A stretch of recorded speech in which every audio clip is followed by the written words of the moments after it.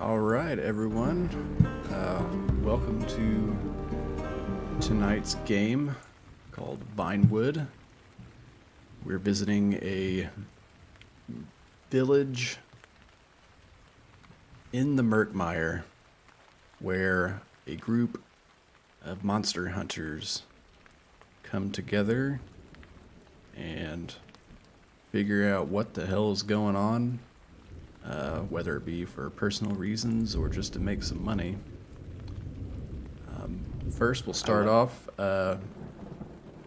My name is Ethan, and I will be the DM. And everybody can go around and let everybody know who you are and what you're playing tonight. I'll go next.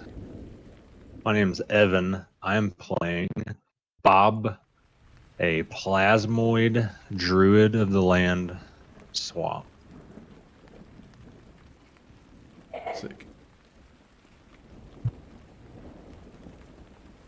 My name is Life, and I will be playing Ezra Nightshade, a Witherhold or a Witherbloom student rather, and a new warlock. My name is Echo. I am playing Ajax Lightdowner the Third. And I am a cleric and a Witherbloom student graduate. And I'm Chad, and I'll be playing Cole Rothschild, a Damphir Bloodhunter.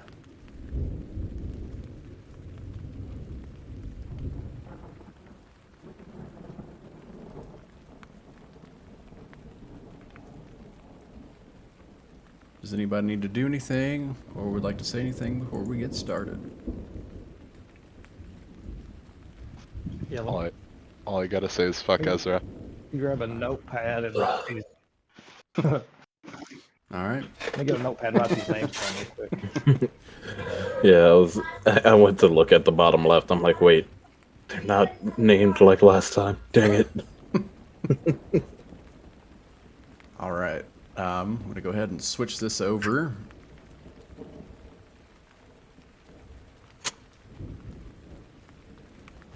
Get up on our little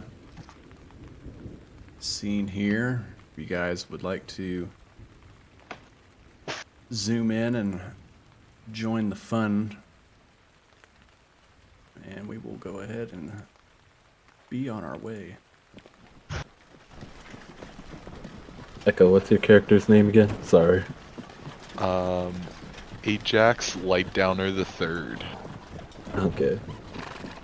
Ajax? Yes. Ajax. Ajax. Okay. Ajax like the soap. Yes, exactly like the soap. Life, what's your character's name? Ezra Nightshade. Ezra. Hmm. Okay.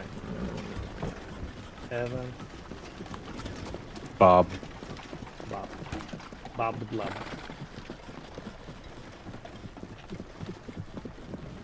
All right. As we're rolling along here, I'll go ahead and read off the intro that I gave to everybody for the session. Your journey begins on the western slopes of the rolling moss mounds. A new settlement, Vinewood, stood up about a year ago. Their community is strong, but the harsh problems that come with the Murkmire can take its toll. Lately, things seem to be even more troublesome.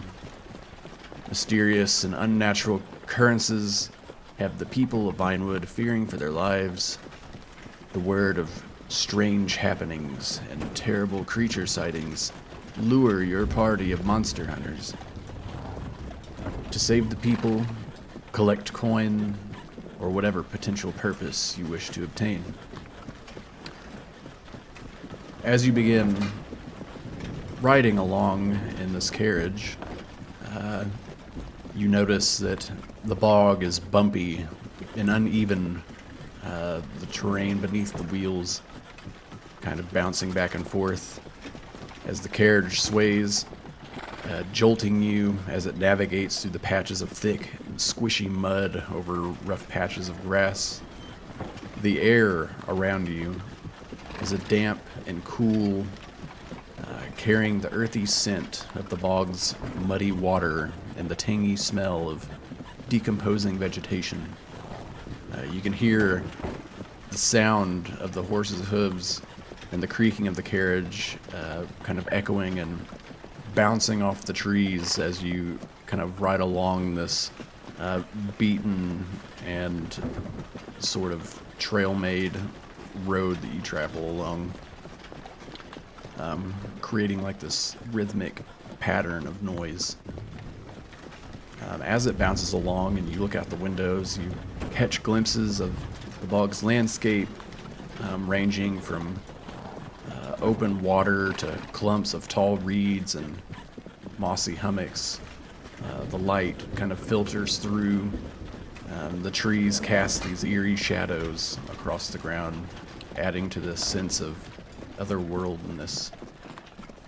You feel a sense of anticipation as you travel deeper into the bog, knowing what mysteries or potential dangers may lurk behind the tangled vegetation.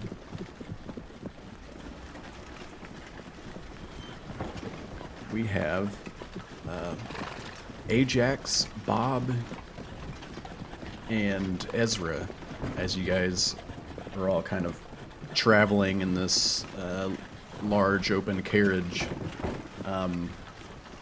It's pretty sturdy, as you can tell. You can feel like the swaying as you're traveling along here. And there are little flaps that kind of can come down, but they're currently tied up, so you guys have like open access to kind of see all around in each direction. You notice like on the sides there's a door on each side for you to kind of pop out. The windows seem large enough though to where you could hang out the side or even exit the carriage from those as well. And as you look ahead up at the front, you notice the I don't even remember what the people's names that are riding the horse or driving the horse, but you see the horseman up front and the reins. Coachman. The coachman gives a little yah, and keeping the horse along the path as best as they can. And as you guys head to this kind of newly founded settlement here, requesting assistance due to everything that's been happening, what would you guys like to do? I'd like to try and scare the horses. Cast like a firebolt near their feet to scare the horse. Okay. Yeah, you can definitely do that.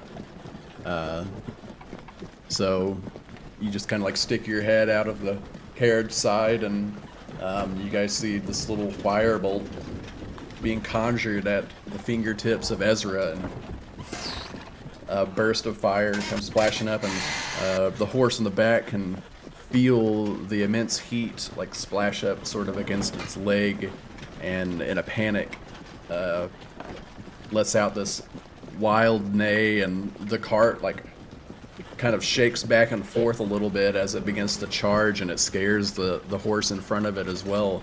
And the cart, let me make a roll here actually.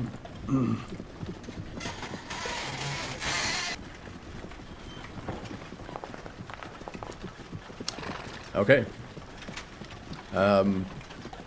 And as the cart's like beginning to tip over, as they just charge forward, you see the horseman or the coachman up front kind of settles them down a little bit just in time before the cart completely tips over. But they are traveling at a quicker pace, for sure.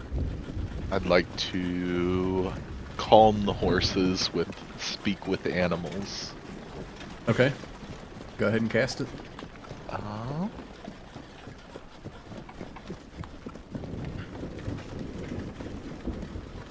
If it'll let me. Yeah, Do it? it's there. Okay. Okay. Cool. You gain the ability to comprehend and verbally communicate with beasts for the duration, which is 10 minutes.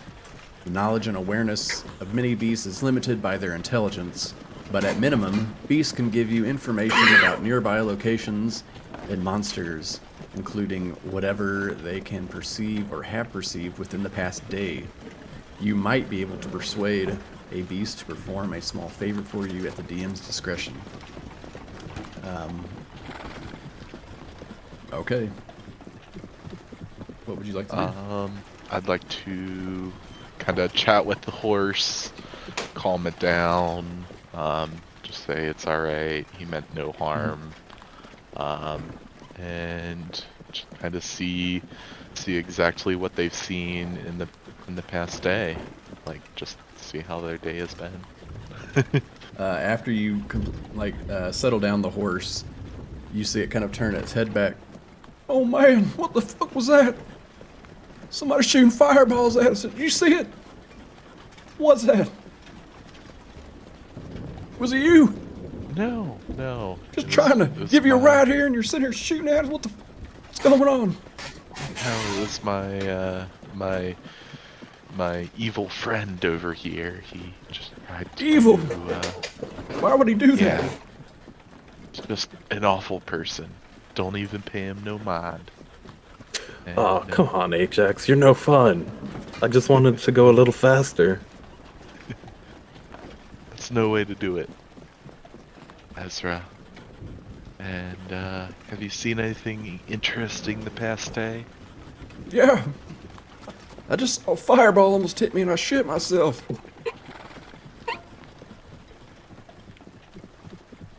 How does Other that even than that- happen? I don't even know what fire is. That shit was hot.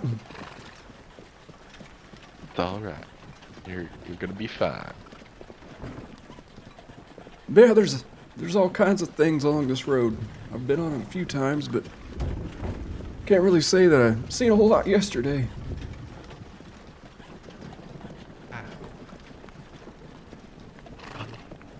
Every time I go along this road, it seems like there's always something staring at me. Okay. Interesting. Kinda put my guard up now since you told me that. Yeah, and after he says that, go ahead and make a perception check for me. Okay. Sorry, just kind of a... Oh, no, you're good, you're good. Yeah. trying to- So, yeah, it's kind of hard without tokens, but you can just press C. That should bring up your character. Yep. And then, it should be under attributes. You'll see it on that first list. And you'll have perception. You can just click perception, I believe, and it'll ask you what type of role. Just click normal. Normal. Okay, cool.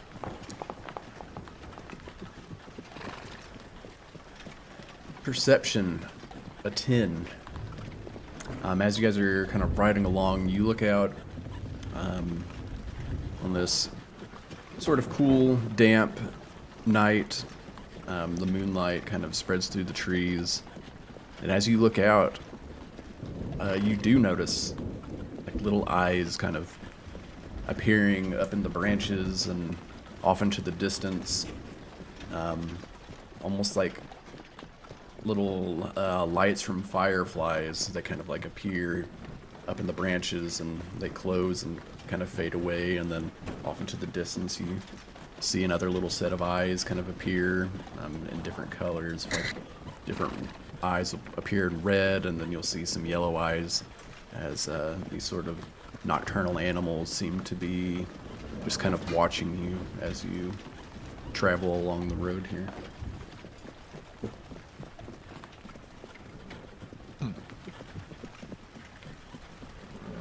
It would kind of make me a little more at ease since they're just smaller animals.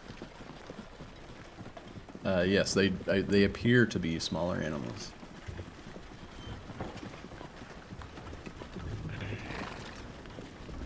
Just let Ezra know that he scared the horse and he should probably apologize to him for it. Why would I apologize to an animal? Come on now.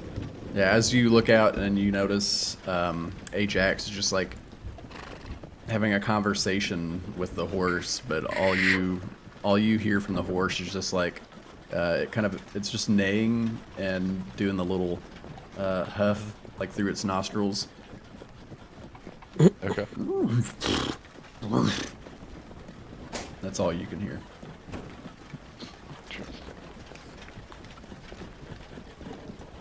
Alright. Oh man, there it is. Looks like we're coming up on our destination.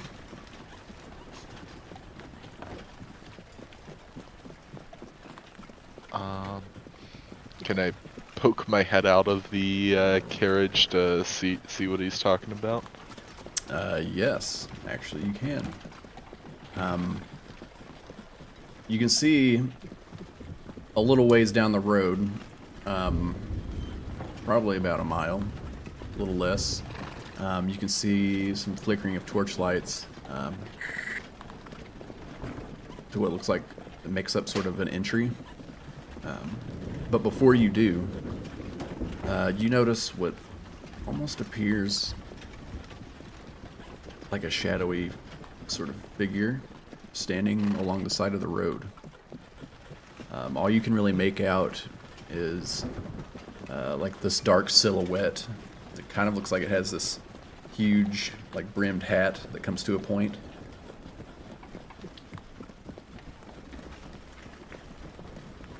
And you hear the coachman from outside. Oh, well, hey. Oh. And before he can say anything, you notice that somebody is sitting next to the coachman. Chadman, would you like to describe your character for us? Sure. Yeah, like you said, long black trench coat, big black hat, extremely pale skin. If you can see, if you're close enough to see his face, very extremely pale skin, slightly red eyes. You can't see any. He's bundled up. It's kind of a drizzly day, so he's got his coat wrapped up. Sits right next to the coachman. Which is, are you headed to Vinewood?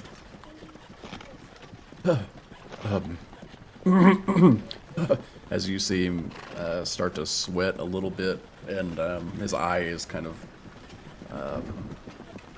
definitely wide as he's a little bit fearful at the moment. Yes, this is Coach Vinewood. Who are you? My name is Cole Rothschild, and I stick my hand out, and I do have white gloves on. How far are we away from Vinewood at the moment? Still a good travel? You'll probably reach there in about 10 minutes. Okay. I reach, and I just, instead of reaching my hand out to shake his hand or anything, I just hand him a gold piece. And all of you, then I look back into the carriage. To Vinewood. And I ask, like, inquire. You asked to what? I'm sorry. He's like I asked the inquiring rest of if the we're all going. Ah,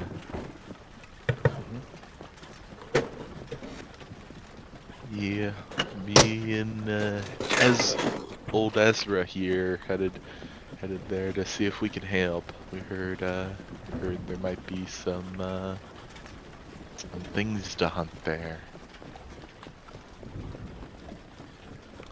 um, I look at their weaponry. What kind of weaponry you guys yeah. got on? As you turn around, Ajax and Ezra, go ahead and describe your characters for us. So, my character is a wood elf, so pointy ears, blonde hair. I have a short bow and a quarterstaff slung across my back, and I'm holding a warhammer in my lap. I'm wearing leather armor and a shield. For me, I have a light crossbow strapped to my back and 2 daggers kind of on a belt on my waist. And I'm wearing essentially school robes. And I have a necklace that is basically a ruby that I use for focusing my magic through. Okay.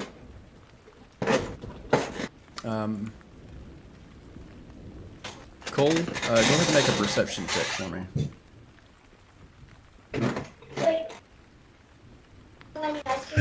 Perception. Perception. Ooh, that is a 5. Okay. 5. 5. With a 5, you don't really notice, but everybody else in the back of the carriage, you notice along Cole's coat, something emerges from one of the pockets on the sides. I imagine as he's kind of sitting up front with an arm across the bench. You notice this sort of green globule kind of coming out of the pocket and appears just over the backboard of the bench.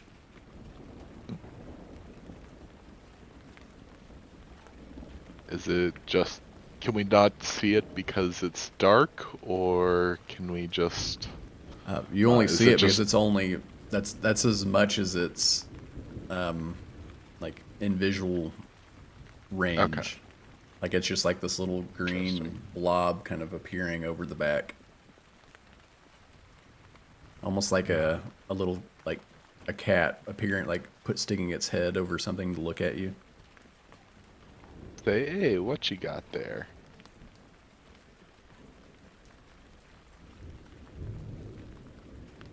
Yeah, I look towards what they're talking about. Yeah, as you look around, you notice that something is like actively crawling out of your pocket. This sort of green slime that you hadn't previously known about before. What are you? And I try to pick it up and look at it in my hand, and if I have time, I'll cast Identify. But yeah, I pick it up and put it in my hand at first. In your immediate form,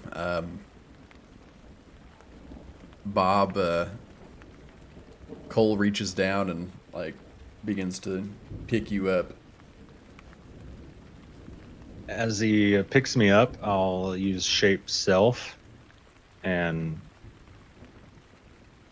like as he's picking me up, like a full size leg, like like bubbles out and comes out, and then another leg, and then like it grows up, and like both my arms come out at the same time. Then my head pops out, and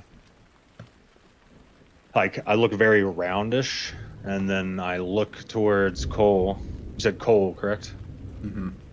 Yes. I really like your hat, so the top of my head will shape to your like your hat, and I will make my face like resemble you, and because I heard your voice, also shape my air pipes, if you will, to make it to when I talk, I'll sound like you, and say hello. I think Cole freaks out. Wow. He just kind of stands up, gets a little wobbly because we're still moving, and sets back down. Well, that gave me quite a fright. It's such a rare thing. Who are, what are you? And I would say to both of them, what kind of dark magic is this? Whoa, cool! It can talk. Good question. What kind of dark magic is this? In Cole's voice. I'm gonna remain in Cole's voice for a while, probably. But Say, Ezra, shoot a fireball at him. Both of them. no, I'm a friend. Just have that, I think Cole does a thing when y'all are ready. I heard you say Vinewood. Yeah, we're going there to hunt down some creatures. Want to help? You seem Yeah. pretty cool. Never met a talking slime.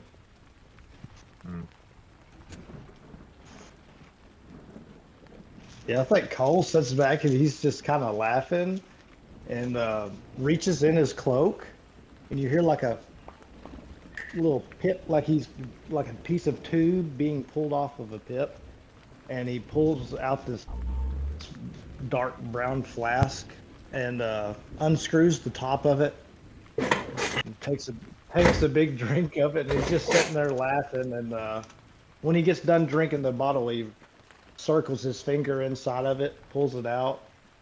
It's blood red, puts it in his mouth for a little bit, kind of sucks on it for a second, takes it back out, and then curls his hand into a fist, and then opens his hand back up, and the red is gone from his glove. Well, this is going to be a fun right as he trip, I can does, already tell. yeah, right as he's doing this, I say, hey, you got any more of those in there? More of yourself in there?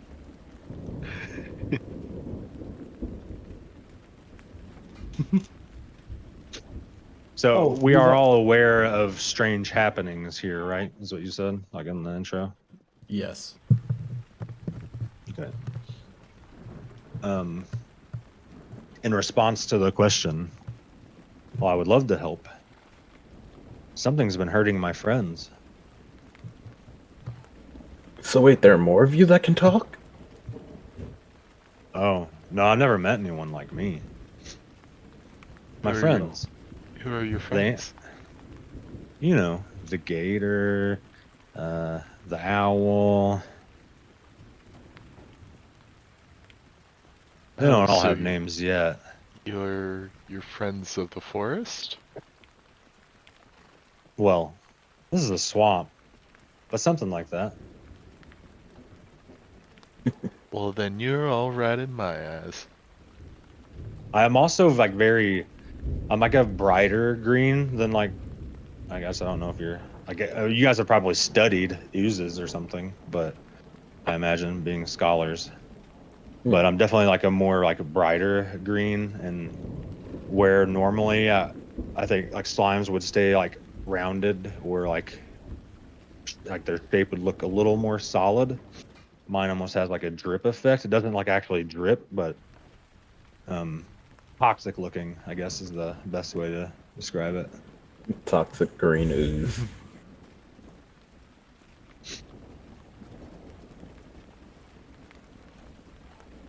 All right.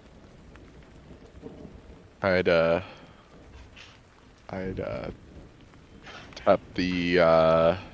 tap the coachman on the shoulder and ask how long it is until we hit Vinewood. There you go. He turns around. We're approaching the gates now. And as you guys do approach the gates, the first thing you notice is the thick, misty fog that kind of blankets this area, obscuring your vision a little bit, making everything appear slightly hazy. The air's damp and musty. You still get that distinct earthy aroma, kind of fills your nostrils as you take a deep breath in. The town is almost set up like you would imagine like an old western or ghost town. You know, there's one street in, and it's kind of lined with a couple of buildings on the left and right, and then there's a larger building set up in the back that you can kind of see as the fog sort of fades in and out as it's kind of slowly going through, and as the thick patchy bits kind of pass by, it sort of starts revealing like different corners of the structure. The carriage stops closely at what you notice to be like a little barn or a sort of stable keep.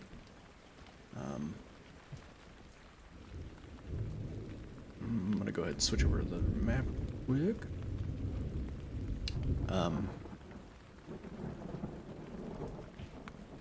As you get out of the carriage, when your feet hit the ground, you notice this sort of like dense layer of moss and lichen.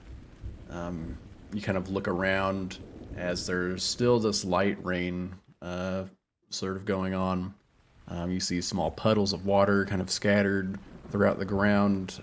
This dirt road that leads into the town, you notice different tracks of humanoids kind of going from one shop to the next, and some tracks that sort of lead up and down the road as you know, like a wagon or two has kind of been through here just for transportation and mailing purposes. As you can see immediately coming in on your right, it looks to be some sort of postmaster building set up.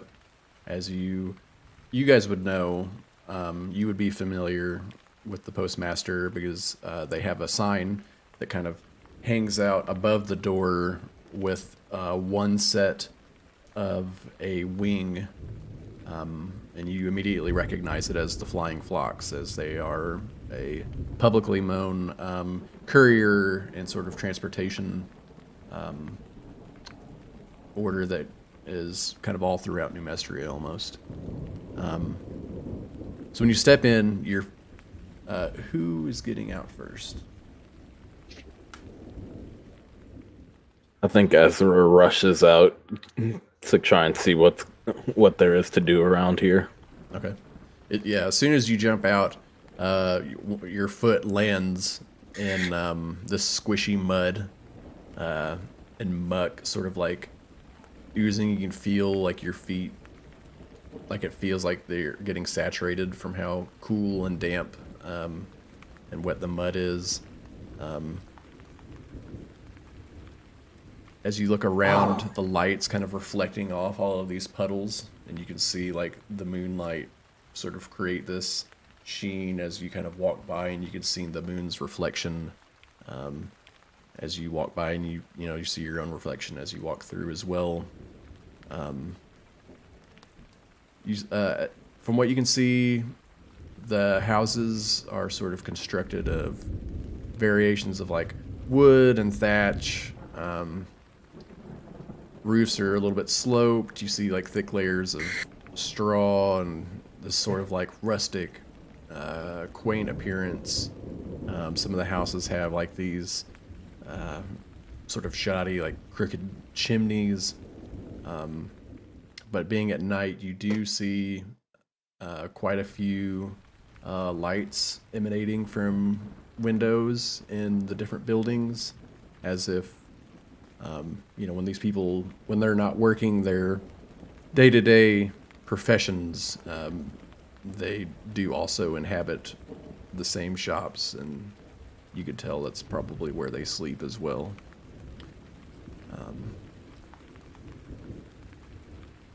So, yeah, as you get out, you notice this sort of row of buildings. I'm going to change this to light.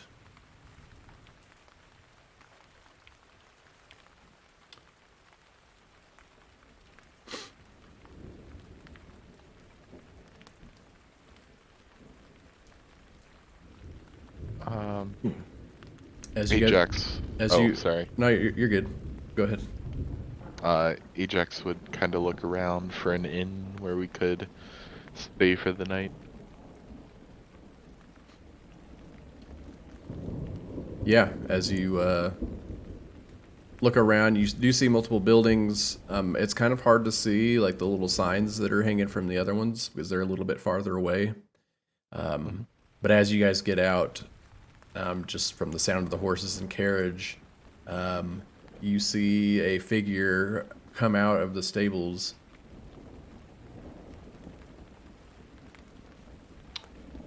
Well, hi. How are you guys doing tonight? A little late to be coming in. Can I help you with something? Do you know anywhere to get a drink around here? A drink? Of course. You'll, want to go across the street over there to the Crooked Crone Inn. They have lodging and plenty of food. Victor All right. over there Drink is does the sound nice. Victor over there. He's the caretaker. He's a pretty good cook too. Not that we have a whole lot to judge from, but I think it tastes pretty well. Well, thank you. What's your name? I'm Jorgen, the stable keeper around here. If you need anything for the horses or to set up a ride, you can come talk to me. Well, I'll Jorgen, I also, look forward to speaking to you again. I'll And I also start take running care of your towards the inn. horses. Oh, he's off in a hurry. I'd kind of try and keep up with Ezra. Yeah, too easy.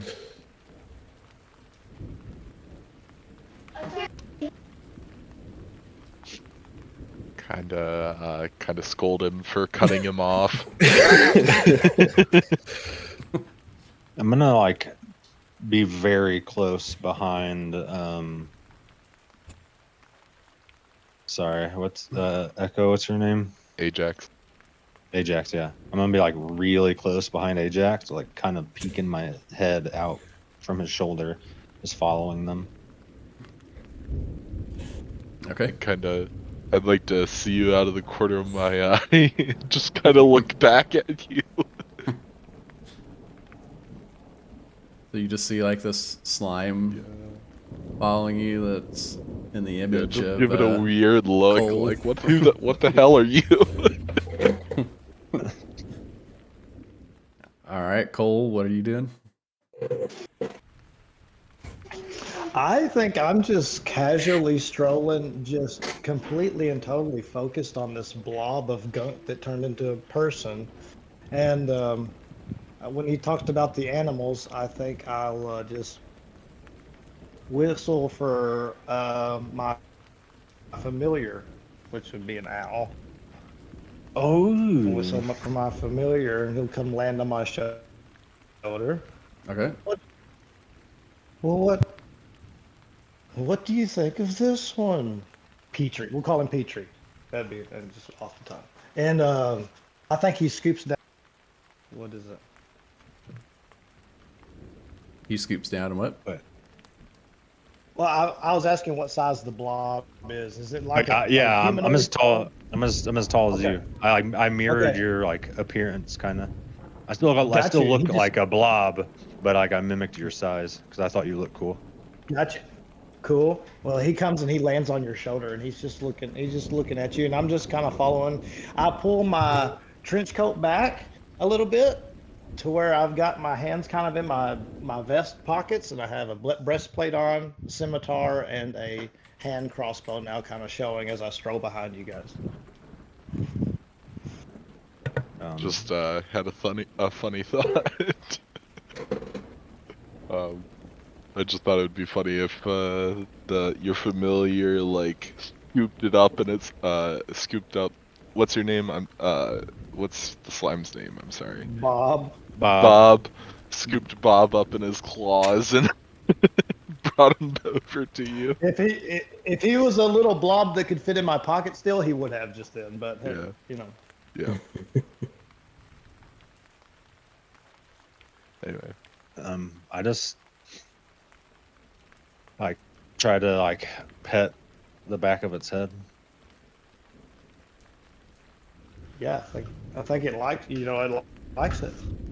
And is there a so we're going to a tavern? Is that what we're doing? Yeah, to the inn. The Hmm. Crooked Crone Inn. I think I'll say to them before they walk in, if you do not care, it seems like we're all here for the same reasons. If you don't Wait, mind, you're here for a before drink you too? depart- Oh, I'd- yes. I'd But I won't go in there. I'll get my. I'd elbow Ezra in the stomach when he says, "We're all here for a drink." And I just smile. Cole just smiles real big, and says, "But I'll be out here waiting. See if I can't find a drink myself." Oh, don't be like that. Come drink with me. It's more fun together. I'll buy the first round.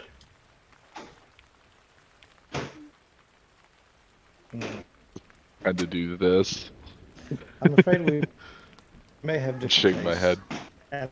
And I'll just kind of walk off a little. Start walking off a little. They're watching me. When I sit down, I'll just kind of lay my head back. My eyes will go in the back of my head, and my owl will take off and start looking for an animal in the area. Have Bye, your friend. familiar do a perception check.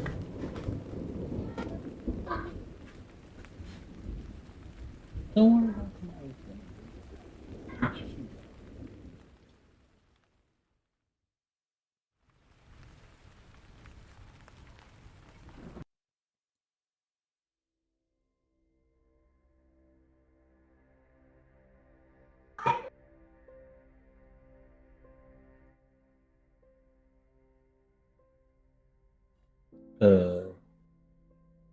It got really quiet.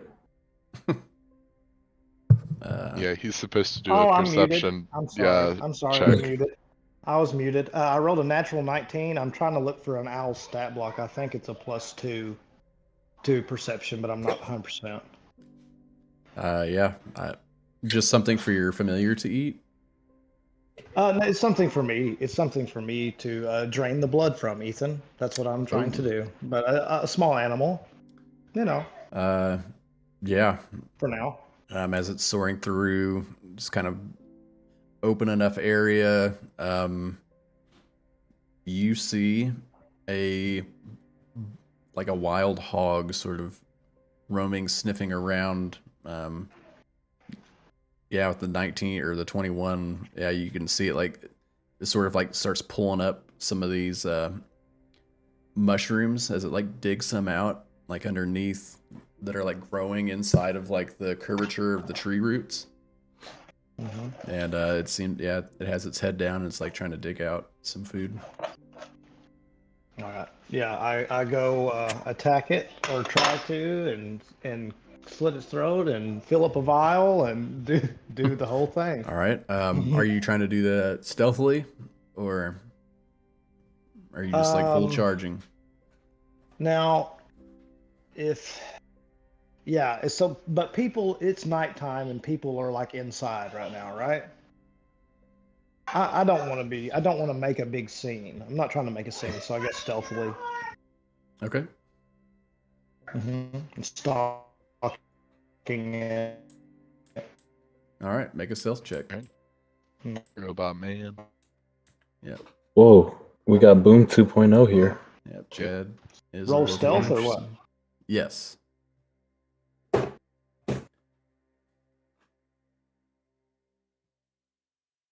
The stealth was 15. Yeah. Too easy. You walk up behind. as it's got its head down, trying to dig in, trying to get at some nice little swamp truffles, and man, you just like pull out a blade and you hear that. Doesn't make too loud of a noise as you pinpoint. You've done this so many times. You hit this location, you hit the little artery in its neck, and profusely bleeds out at such a rapid pace. It only fights for a couple of seconds until it goes limp. Yeah, and I'll fill up my water skin. I'll fill up my water skin with its blood, and then group, like see if I can't slide a hand or something, a glass off of behind the bar, and fill myself up a drink and go join them. You're trying to sleight of hand what? I'm trying to go into the bar, the tavern, and get a glass, fill my glass up with my beverage of choice, and join the rest of the party. Okay. Yeah, too easy. Waltz into the tavern with a goblet full of blood. It's a Pretend it's wine. yeah. Yeah. Huh, that smells kind of funny.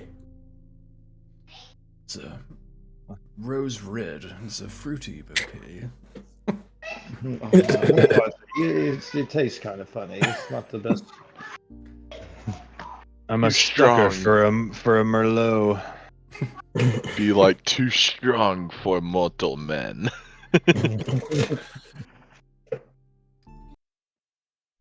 Whoa. Sorry about that.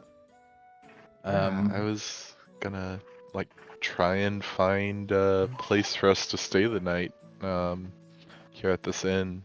Try and find the inn keep and Yeah. we can. As soon as you walk in, you notice this rugged, burly dwarf man just barely standing over the counter. For some reason, he built the table too tall for like the normal human size, and you would think that he would have taken into consideration since it's his own tavern. As he's kind of like cleaning out a little tankard with the rag that's sort of like draped into this little apron, this makeshift apron that goes across his belly.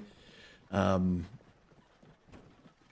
notice he turns around and there's this huge like sort of pot behind him over a fire, and he takes this huge ladle and begins to stir it.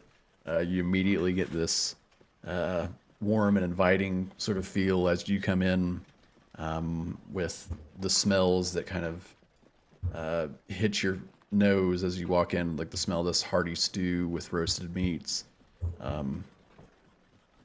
He kind of turns around and I have a picture so you guys see. Random question. This is kind of out of character, but Okay. do we have any gold? Yes, you should. With your backgrounds, typically have starting, but Okay. Oh wait, currency. if it doesn't, If you go to your inventory, it should tell you at the top. Says 0. Okay, maybe not. we'll say, for the sake of sakes, if you didn't get gold like on your character creation, you just have 5. So we'll Okay. say that. Cool. All right, so everybody should have seen the image of this dwarf. And as you walk in, well, hello there. What can I do for you? Traveling in such a late night. I assume you need some rooms, perhaps a drink. I am cooking stew for tomorrow's lunch, but the meat won't be as tender, but if you need something to eat, I'm sure it'll be just as fine for you. I am Victor, by the way. This is my tavern, my lodge, my inn. I call it the Crooked Crone. Don't ask me why, but I kind of like it. It rolls off the tongue, you know? Who are you? Well, how you doing, Victor? I'm Ezra. What's your strongest drink you got here? My strongest drink? One that puts you to sleep in one drink? Is that what you're looking for? Sure. I have a few drinks here. The top shelf stuff is a little pricey, especially since it's, you know, a little harder to get around here. Well, how much we talking? Let's see. Well, I got my top shelf here. Fine bottle. 10 gold pieces. For the whole bottle, of course. I won't be that stingy, but I got a few others here. I got some regular ale. I'll only run you about four copper pieces, give or take. I'll take your top shelf. Top shelf. You said 10 gold, right? For the whole bottle, Yep. 10 gold pieces. You want the whole bottle? I can give you shots if you prefer. Oh no, I like to drink. Don't worry about me. All right. Well, let me get that for you. And you see him like pulls up, like unfolds like this step ladder so he can reach the top shelves that kind of like go along the ceiling. Forgot to say, so like as you guys walk in, you do notice like the walls are lined with like bottles of spirits and ale. As you look out across, you see that like the tables that are covered in like these tattered tablecloths and a large fireplace on the other end that sort of provides the warmth on these cold nights. And yeah, he unfolds this little step ladder, begins to climb up, makes his way back down. It's this really fine, sort of dark red wine with like this sort of intricate wrapping that goes all the way up to the top. That sort of, it almost looks like netting, but it's like this really fine material that just sort of makes a sleeve for the glass bottle. And he goes and grabs onto the cork, pulls it off, and grabs a couple glasses underneath the table.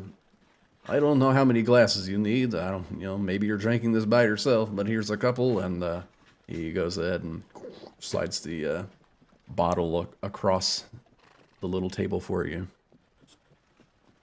I reach down and grab the bottle by the neck and start and take a swig.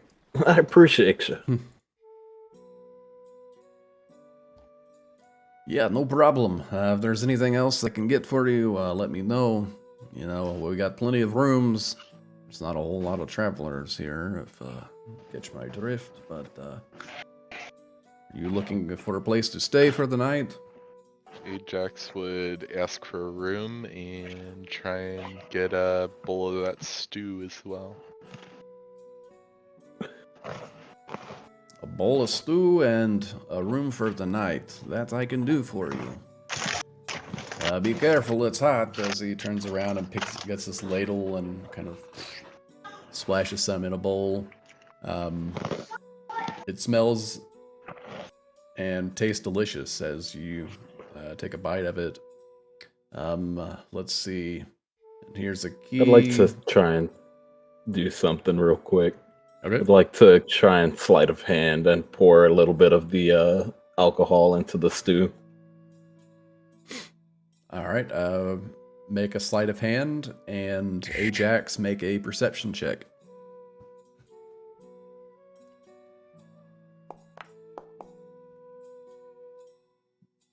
Perception. 16.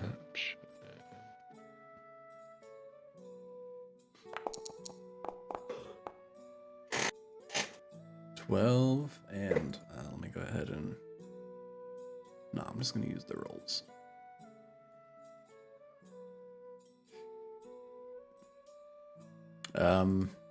Yeah.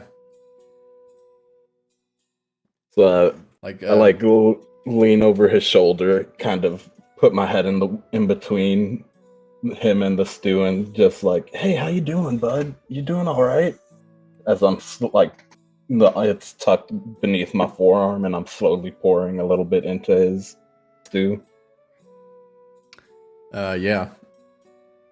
Yeah, it's too easy. Like Victor's in the middle of like handing over like a room key and completely distracted. And you slip that in. You go and take your bite, and you notice this sort of strong sweetness. And every bite you take, you feel like you're getting a little bit more tired. And make a Constitution save for me. How do I do that? Oops. On attributes, you click Constitution, and then it'll give you the option to do save. Ah.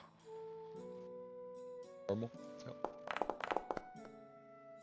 Oof. And then Ezra, you can go ahead and make a con save for me as well, since you're just straight up drinking it. Yep.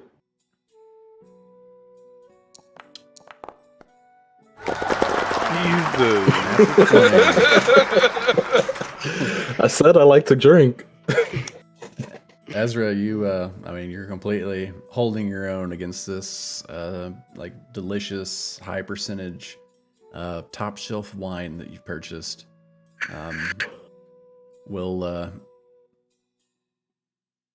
And let's see, Ajax, you are completely inebriated at this point. Like, you're I'd act like Ezra's my buddy, and I'd try and steal one of the bottles of liquor off the wall. just try to steal a bottle of liquor off the wall. All right. Yes, sleight of hand. Well, so first off, Victor's still here behind the bar. Yep. So you'd have to like get up and go behind the bar to be able to get to that. Well, you said they were like all around the room, right?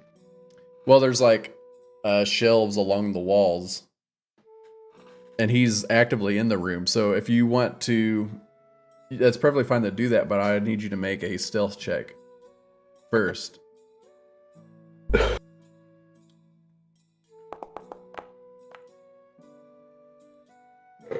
11. Okay.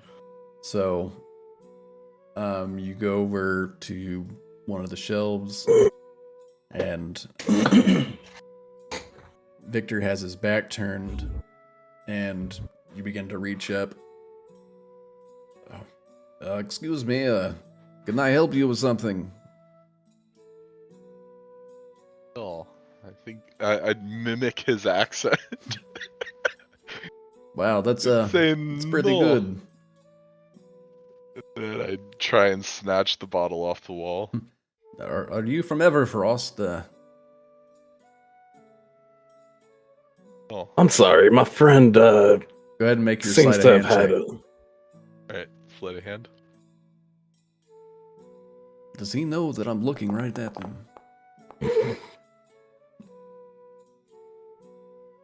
You know, I do work here. I could get that for you and pour it for you if you'd like.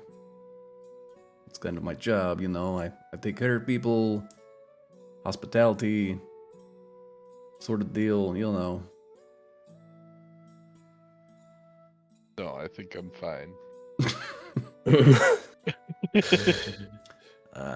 I'm going to chalk this up as to your friend might be a light drinker, but if he doesn't put my bottle back, I might have to do something myself. You know, I don't want to cause any trouble. I'm a pretty friendly person, I feel like. How much is the bottle he took? That's that's kind of a cheap one. You know, it's only like 4 copper pieces or 4 silver pieces.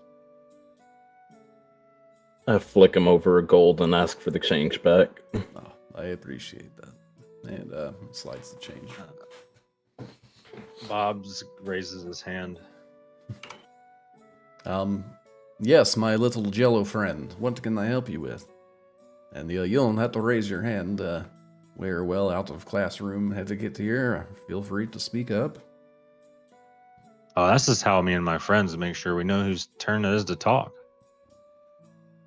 Interesting. I've never, I would like one of those stews.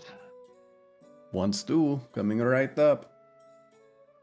Do you have water? I do have water. We have a well outside. Let me see if I got some earlier. And he looks around.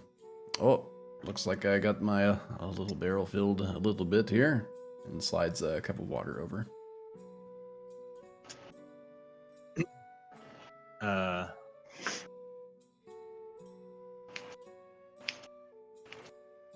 He already gave me the stew. Yes. I'm gonna grab the bowl and just like shove it into my body. Oh, this is yummy. And then Wow, that's like make a neat. hole like in my face and pour the water in. Delicious. Where'd you And, get this guy? And Ajax is like, hey man, I don't think you're supposed to eat it like that. And then just falls over. Like if you guys are you Onto like the floor. see the like bubble, like there'd be like bubbles inside, like it's Just everything's starting to dissolve. Very yum. Does that cause you indigestion problems or anything like that? What's indigestion? Very well.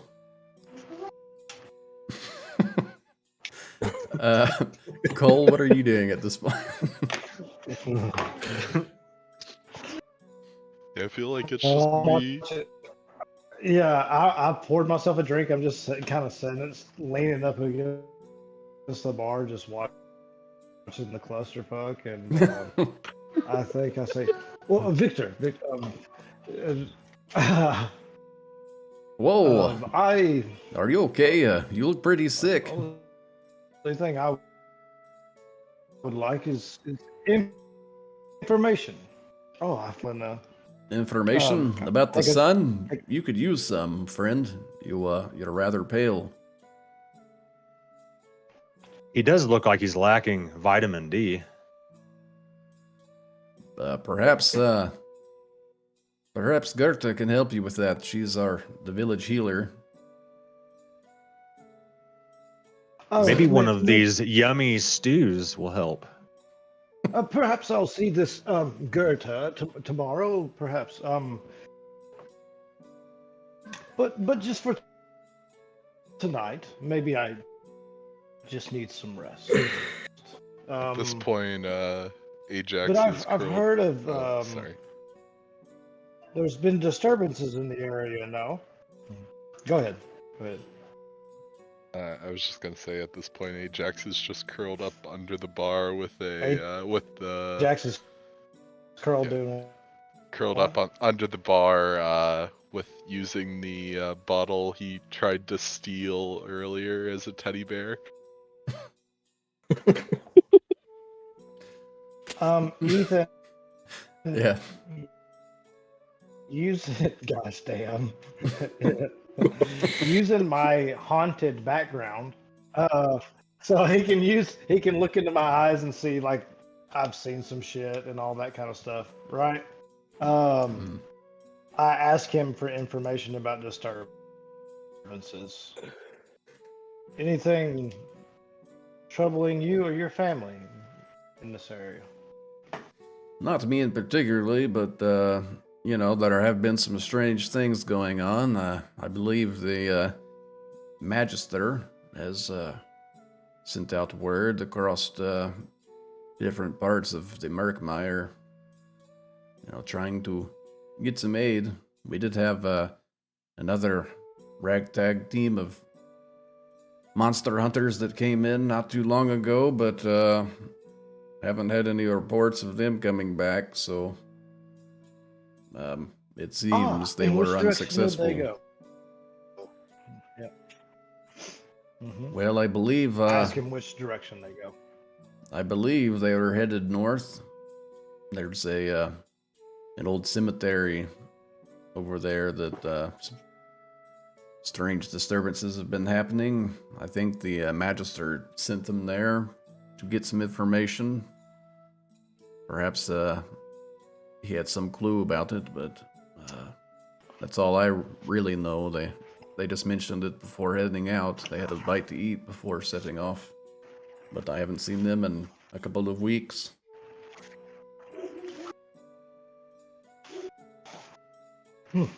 Well, cemetery, you said. Well, we must go to a cemetery at night, right?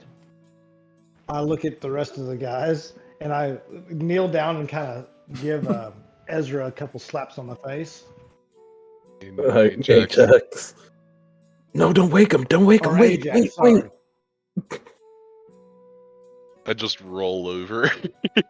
I'm just completely out of it.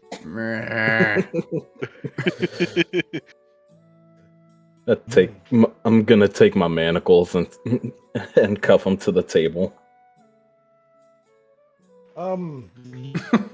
You, you two, Beep, beep, boop. too. Bop, bop, beep. Doc, is this your first time doing something? Really? Am I a robot every time I'm talking? No, Yeah. just... It was pretty bad for a second. Alright, you're clear now, though. Well, shit. Well, I say to Ezra, is this your first time? As I'm leaned down, give the other a couple smacks. Say, is this you two? Is this your first time? First time what? I just kind of look at Bob and look back at him and I say,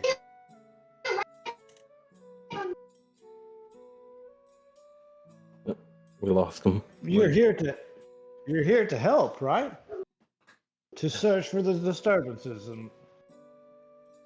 or maybe I just misunderstood you entirely. Oh no, we're definitely here to help, but I'd like to have a little fun sometimes. I'm sorry. Gotta mess with him a bit. He's too much of a stick in the mud.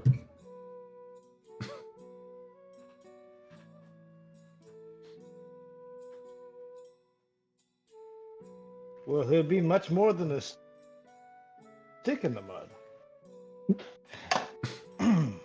Anyways, well, I'll be here when you're ready.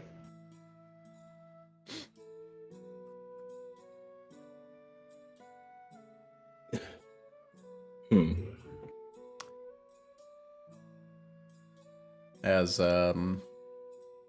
Ajax is on the ground, sort of coddling this bottle of spirits, you begin to hear like these little soft rumbles that make up snoring, and Bob, you're fully ingested and consumed your meal and water. Ezra, was there anything else that you'd like to do? Outside of using my manacles to handcuff him to the table, no. Okay. Oh wait, actually, yes, I'd like to search him for his room key. Yeah, I mean, too easy. He's unconscious. So. I'll see you guys in the morning. Are you gonna take your friend with you? Or are you just gonna leave him down here? Not that I have like a lot of customers or anything, but you know, we can't have him here in the morning. There are people that come here for breakfast. You know, I would say I'm a pretty good cook, but you know, maybe that's only true because I'm probably the only cook. It's easy being the best when there's no competition. Fine, I'll take him. And I uncuff him from the table and start dragging him up the stairs to the room. I my head hits. He drags me by my feet, and my head hits every single stair on the way up. Clunk, clunk, clunk, clunk. You know, you could pick his head. Never mind. He's going to feeling that one in the morning.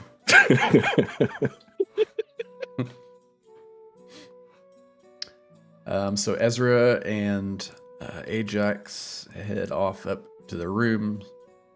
That leaves Bob and Bob Cole. the Blob. You guys decide to retire for the night.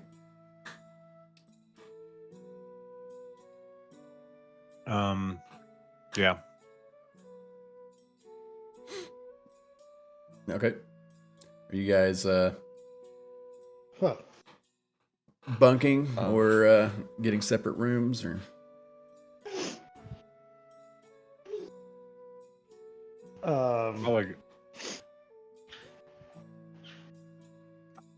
I leave. I go to the stables.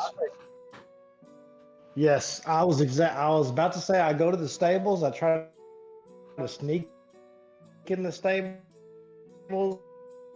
And, Robot. and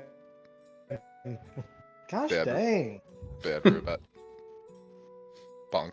I think you're good now. Okay. I go to the stables with Bob and try to get in a dark corner and hang upside down like a bat and go to sleep. Since I just ate, I leave a very nasty snail trail as I leave. By the way. Oh, what the hell? Kind of strange people are bringing in here, getting my floors dirty, passing out on the counters. What's going on? Very strange. Sorry about this, Victor. As Bob walks out, I continually cast prestidigitation and clean up his mess as we're walking out. So it definitely smells very similar to human waste. Oh, I don't smell it because I can't smell. So Um, just so Cole knows what he's smelling. If he wasn't such a nice person, I don't know. Should I still be upset? That smells terrible.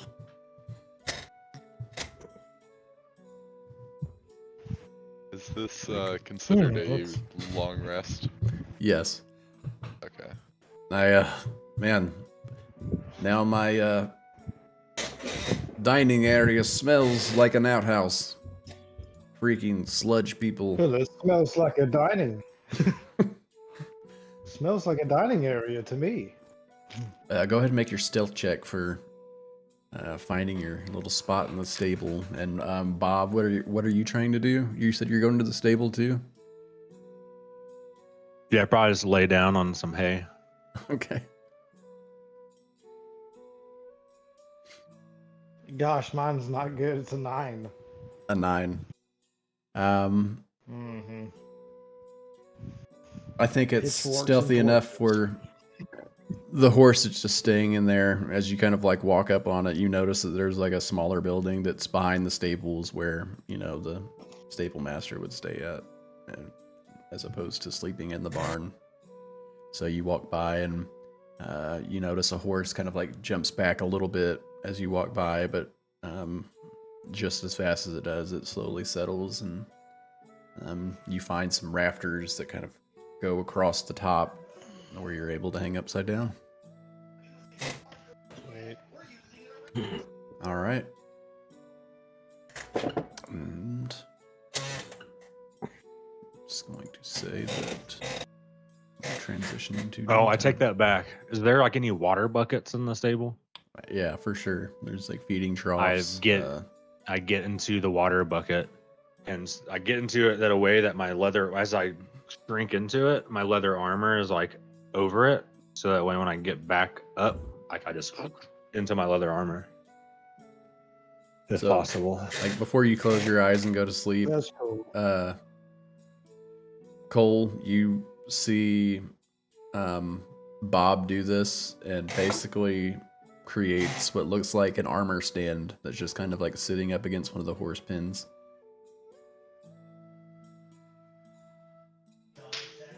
Hours pass. He just thinks it's incredible.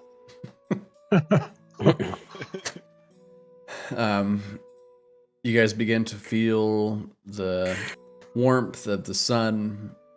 You can see like the rays of sunlight coming through like the cracks of the boards in the stable and through some of the windows. The same thing with Ajax and Ezra. You guys notice light kind of coming through the windows. One of you are like laying on a bed that's directly in front of the window, and you can feel the heat of the sun rays.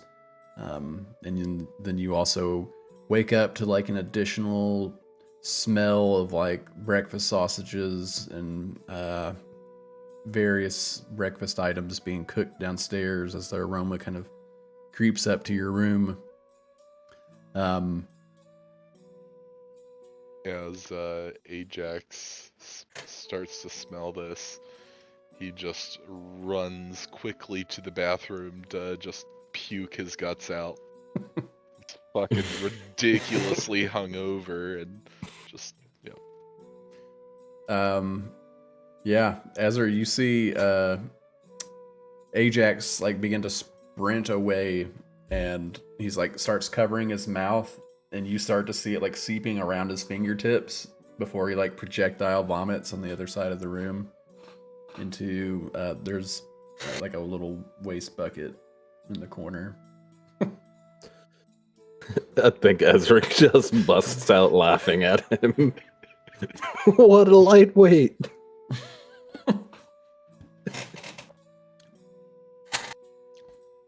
Go ahead.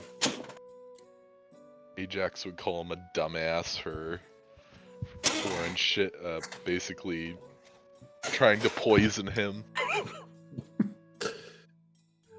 It wasn't that bad. I drank the whole bottle by myself.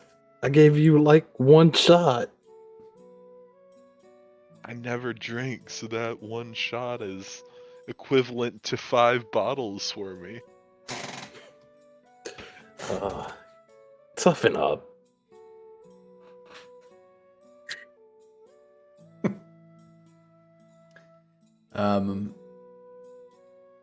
Cole, before you fully wake up, you hear, "Whoa, hey fella, what you doing up there? That's creepy." I'm pretty sure we hire people to kill whatever you are. I hop down. Whoa. I wake up. Oh. I don't mean any sorry. trouble there.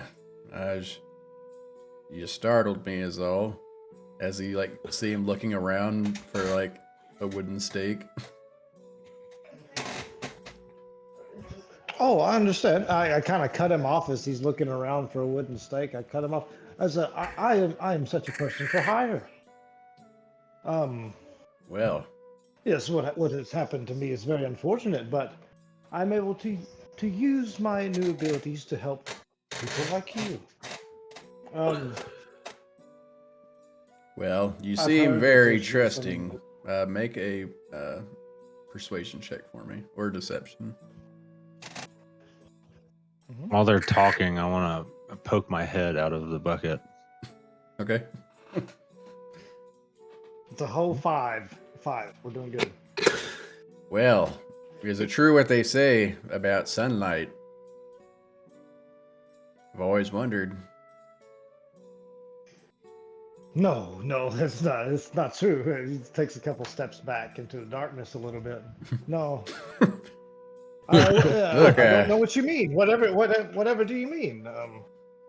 Look, I only just met you, but I'm not gonna take your word for it. And he just like slowly starts backing up. I'd appreciate it if you'd leave my horses alone. They didn't do anything to you, but I'm gonna go ahead and let you pass, but not that I can stop you. He's a friend. I'm gonna Please say don't that kill from me. the bucket. I take my hat that has fallen off onto the ground. I pick it back up and I say, okay, I will be on my way. I punch the top, I put it on my head. Oh, only here to help, and I start to sneak past him. Does he have a wooden stake in his hand? Like a broken, No, there's a like broken shovel handle? he's like looking for things that he could use as one. Like you see him kind of like looking around and like reaching out for something that's got like a wooden handle, but he's like slowly like backing out of the stables too because he's like afraid. He just is trying to stay away from you. You don't have to worry about him. Whoa, wait, what are you again? I'm Bob. Bob. Well, nice to meet you, Bob. I'm Jorgen. You're strange too. Are you I'm also still a in the creature? bucket. I guess it makes sense for,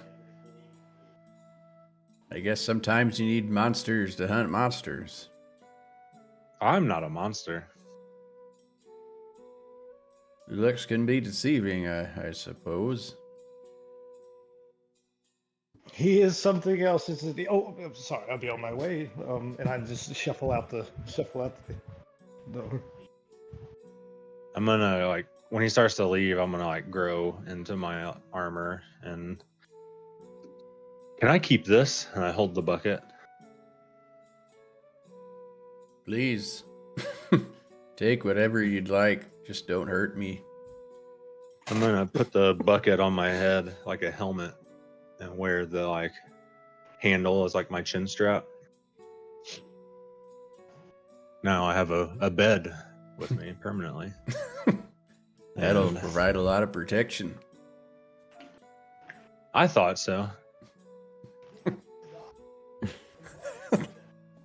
And I'm gonna follow Cole to the wherever he's going. All right. Helps me keep shape when I'm asleep, so I don't turn into a puddle when I sleep. That's all. I don't say that, but All right. What are you guys doing? I think I make my way downstairs to talk to Victor. Hey, Victor, you going got back to the anything for lab. hangovers? Well, I don't personally. Perhaps Gerta, across the way at the Withered Wart. She probably has something for you. All right, I appreciate it. And I look back at the green in the face, Ajax. Looks like you got to go see Gerda.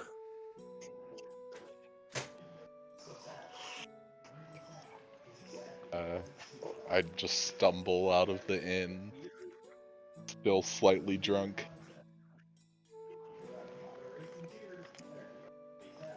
You should probably avoid strong alcoholic beverages, my friend. They don't seem to suit you. Make my way to the Withered Wart. Just kind of stumbling back and forth. All right. Push open the door and just say hangover. Just slump up against the wall.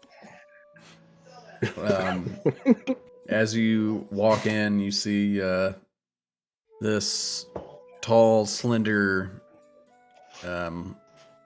lizard folk female standing there with like this greenish, sort of scaly skin, with like a mortar and pestle, kind of like crushing some ingredients into a powder, and like they set it over on top of this little boiling pot and kind of stirring it, making some sort of kind of remedy. I have a picture here.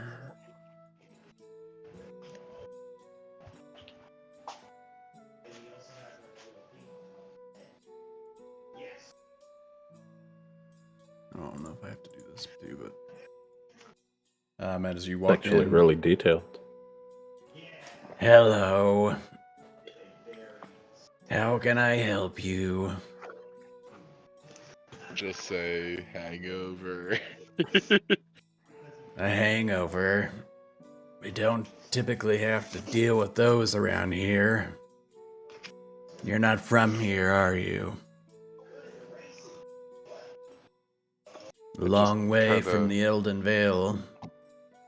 just kinda, my head just kinda hangs down and just fucking, just so out of it. I thought your type was supposed to be resilient with these sort of things, but apparently not. Hold on. And she turns around and like opens a little cabinet and just see her kind of like, no, not that one. Where is it? Ah, there we go. And she turns around. She pulls something out that looks like it's in some sort of solidified form, and she smashes her fist on it and like crunches her fist into it until it forms into like this little powder, and like pushes the powder on some little like small square like 2 by 2 inch little parchment and like folds it up in the paper. All right, take this with some water. You'll perk right up. That'll be 10 copper pieces. I just throw down a gold and leave. Wow, big tipper. I appreciate that. Good luck with your illness.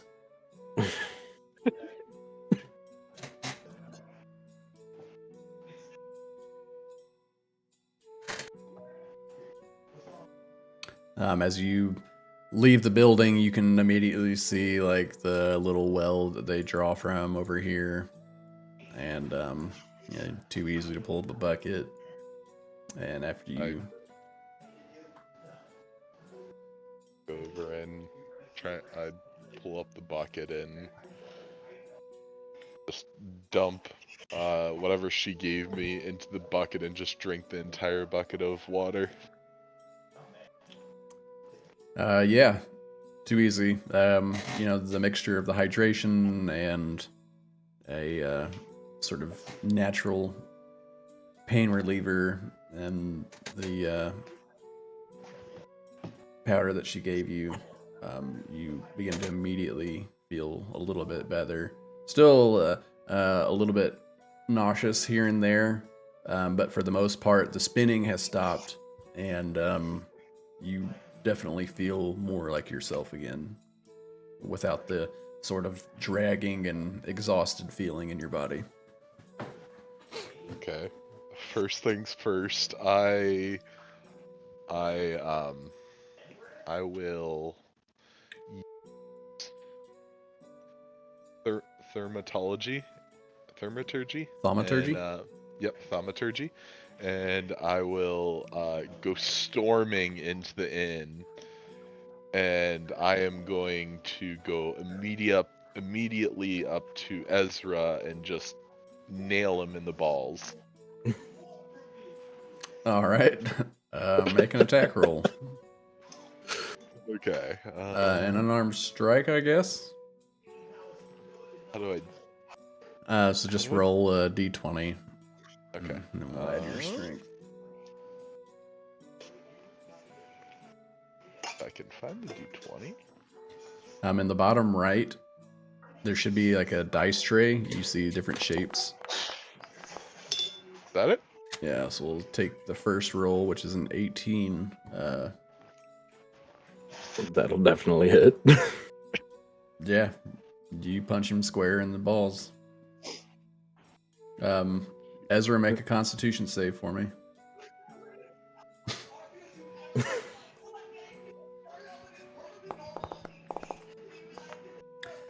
17. Yeah.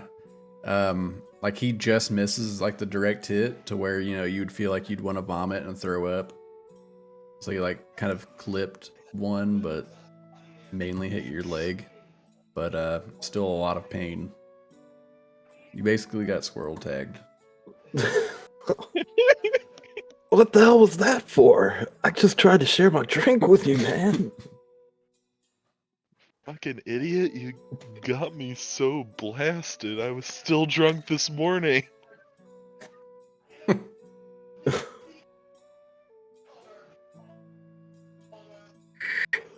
Well, maybe you But, should drink more often and get used to it.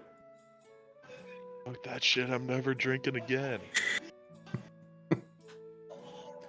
I'd order some food from Victor and apologize profusely for last night. For anything I tried to do, because I don't remember shit. Well, that's all right. Putting a little food in your belly might go a long way in making you feel better, anyways. Nolly, your food's up here, buddy. Then we'll say, you know, you guys can have had your breakfast and all of your morning stuff's kind of taken care of. What would you like to do next? Is there a kind of like town hall or like some place that they would post jobs for this town? Or would this just be in the inn?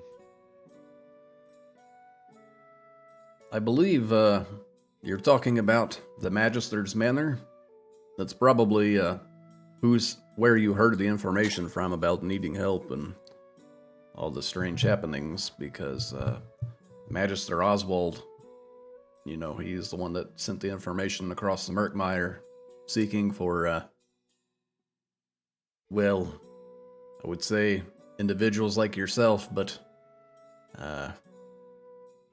you know what, I'll just leave it at that. I'm not a very good judge of how capable people are at fighting monsters and things like that, but yes, you would want to go talk to Oswald. He's the Magister, or you know, the mayor, whatever you want to call him.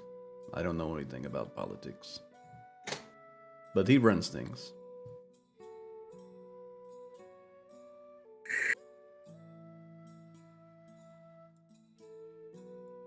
I'd try and gather everyone and head over to the Magister's Manor. Unless everyone, not everyone's in the inn yet. Bob and Where did Cole go? Cole went to the inn, right? Yeah, Yeah, I imagine we're there already.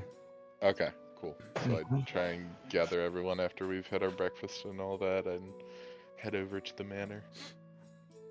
Okay, you guys all leave, go to the manor? Yeah. Yep. All right.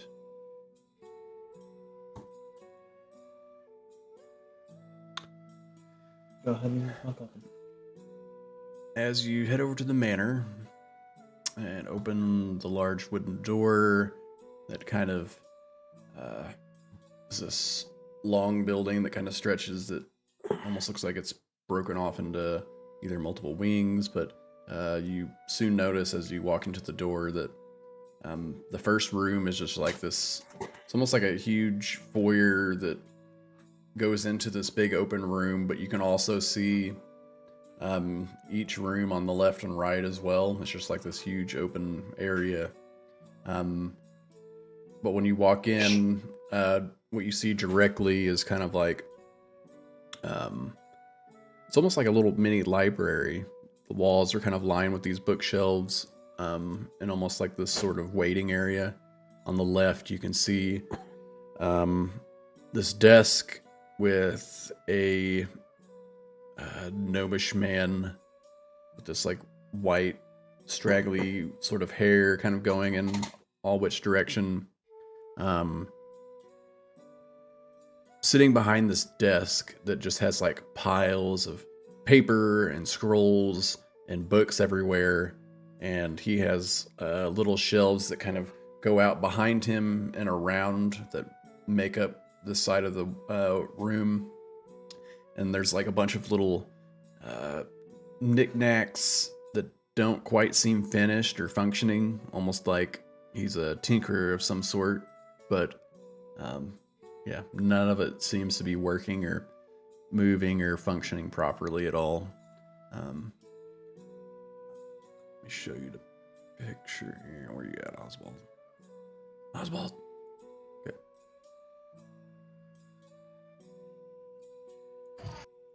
Cobblepot? Oh.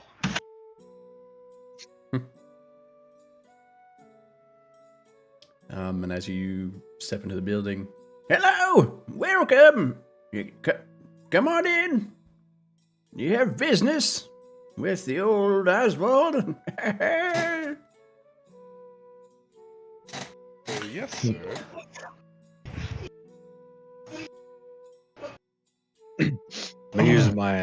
I'm gonna shape myself into him. Whoa! Now you gotta do the voice.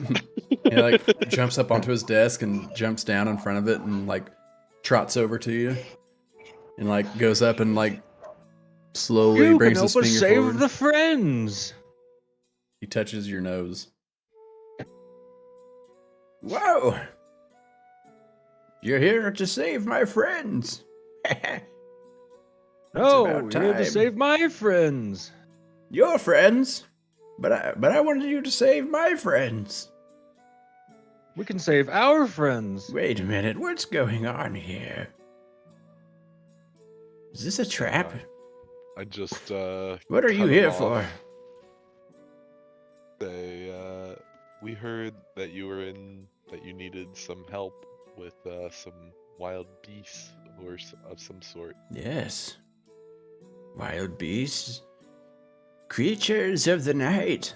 Dark mysteries that loom through the gloomwood. The Murkmire. And in my dreams. I mean, yes, we are looking for something. There are strange happenings around here.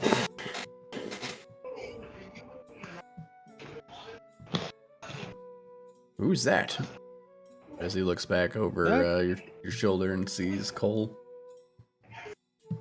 Yeah, I kind of speak up. I say, did you say in your dreams? Are we to be hunting creatures in your dream? That would be very helpful. What's a dream? A dream, you know, that sort of altered reality when you go to sleep, and it's weird because you're running around, but sometimes it's scary. What is sleep? It's that thing when you close your eyes. It helps prevent exhaustion. I don't have those. This is an odd fella. He doesn't sleep. He's a blob. He looks like me now. He's wearing a bucket on his head. Does he know that? Yeah, I don't know where he got that from, but so what direction are these so-called beasts? Are they all in your head, or are they?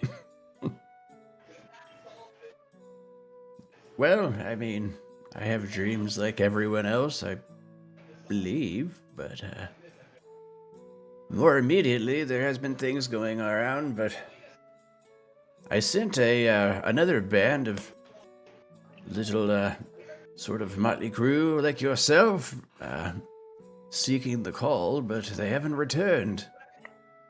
So I fear the worst, but I sent them north to an cemetery, ancient sort correct? of cemetery, yes.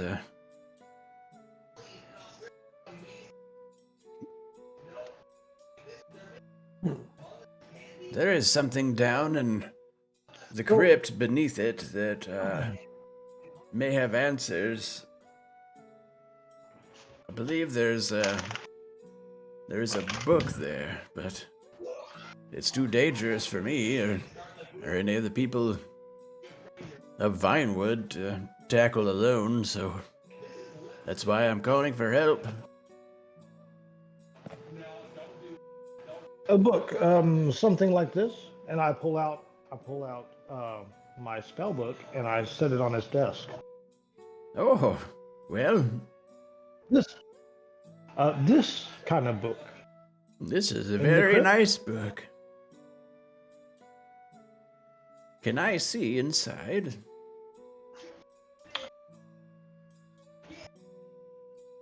As he like slowly begins to like touch his fingertips to a corner, and then he looks up at you with have like to these do big like a- eyes, like above his. No, I don't think so. No.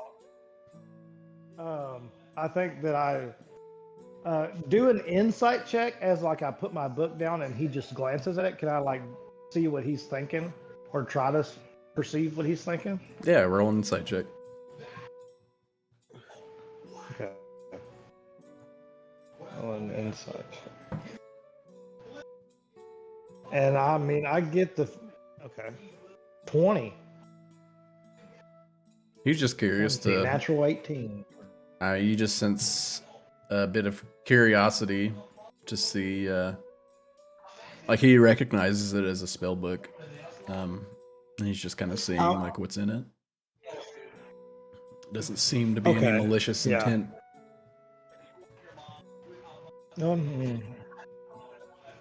It's fine. I can see you're kind of questioning Sure. it, so And I stepped. I don't want to to step the, on any I kinda toes. I'm sorry. Sorry, it's been in my family for a long time. I'm a little protective of it. Oh, I'll take it back. generational book, eh? Even more curious. Perhaps we'll talk later about. I might have a few secrets to shed of my own.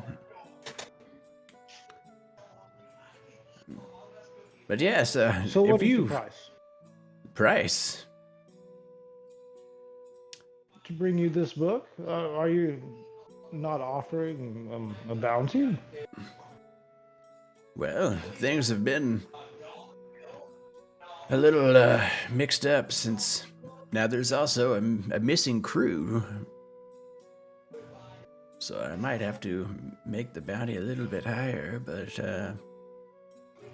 what were you thinking?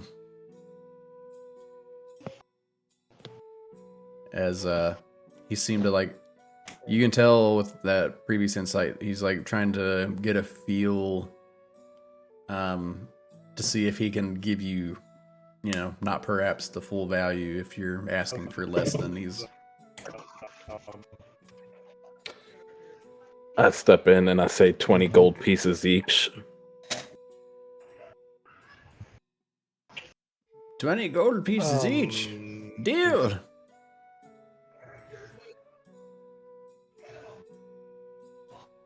And he like sticks his hand out to shake on it.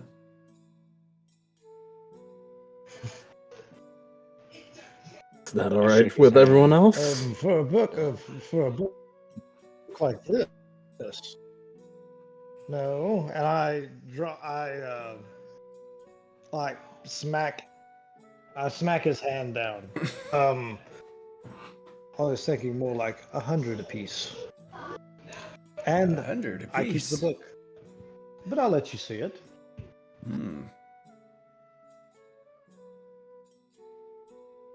Well, I suppose I can't keep you from not taking it. But I must see the contents for research purposes. Then I suppose, if you make it back, that should be a fair price. 100 gold pieces it is. So how many of you? There's 1, 2, 3. So 400 gold pieces. And you can keep the book after I get done reading it.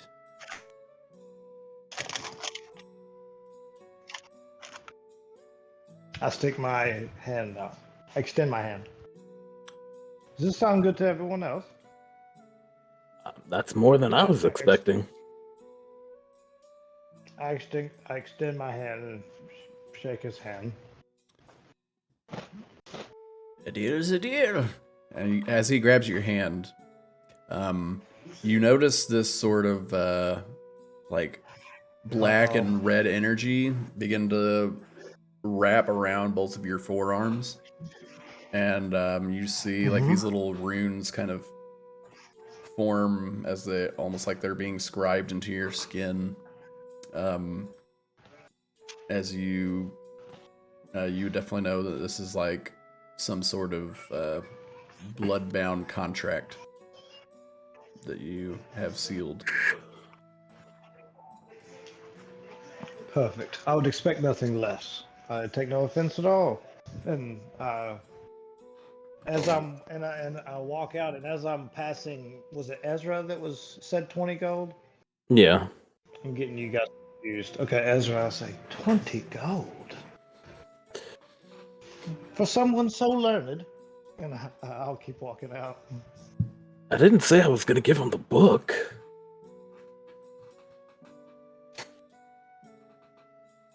I didn't either. He only gets to look. Are you interested in the book as well? Is this why you're here? Oh no, I'm just here for the hunt. But I mean, if the book has some magic, you know, I can always learn something new. What you talking about? You can't even read. Are you both not college students? I have misinterpreted this. He's just jealous that my grades are better than his were in class. We were at the bottom of the class.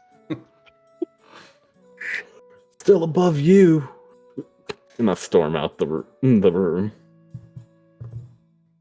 Just shake my head and say, no wonder he got off on looks alone.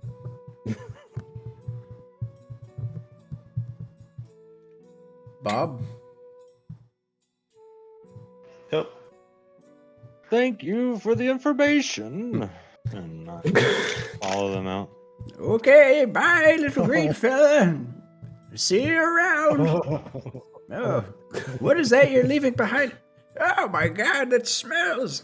You son of a... And then the door shuts.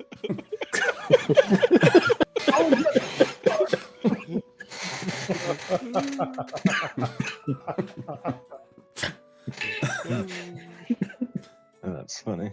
All right, what would you guys like to do?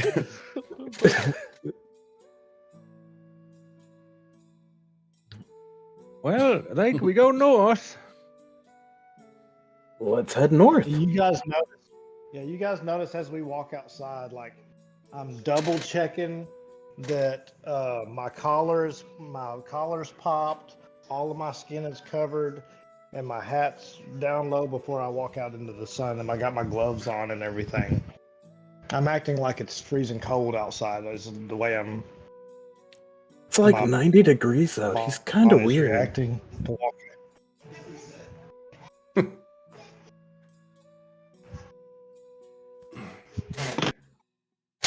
Yeah, it is awfully hot.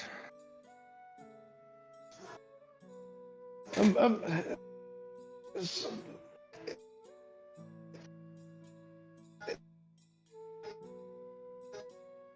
we can't Beep boop.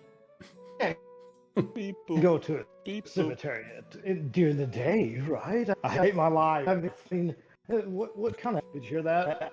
Action could we possibly see? My life. Just kidding. That was so weird. Yeah, it like that was backtracked the everything you were saying and doubled yeah. over. All right, now try to speak again. Hello. Oh. Bad robot.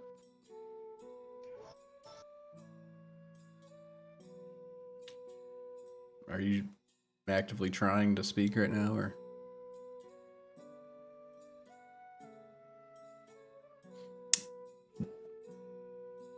All right. I think he was getting at wanting to go there at night, I guess. That's what I got from that. It should be kind of dark in the swamp. There are lots of trees and shadow. Can you guys hear me now better? Yeah. A little better, yeah. Okay. Well, I'll try this for a minute. We'll see how it goes. Anyways, y'all got what I was trying to say. I'm trying to talk you into going at night. I mean, do we even know how far this graveyard is? He kind of just said go north. Oh, Ma- and one more thing. If we was to need horses, I may need to not be involved in that process. Well, did you kill one of the horses or something? I just kind of glance over at him with a questioning look on my face. No, I did not kill or maim in any way, but I may have startled, and I believe he questions my intent. The stableman. Didn't kill the stableman, did you? No, but I won't lie. It did cross my mind. Try to take a step back from him.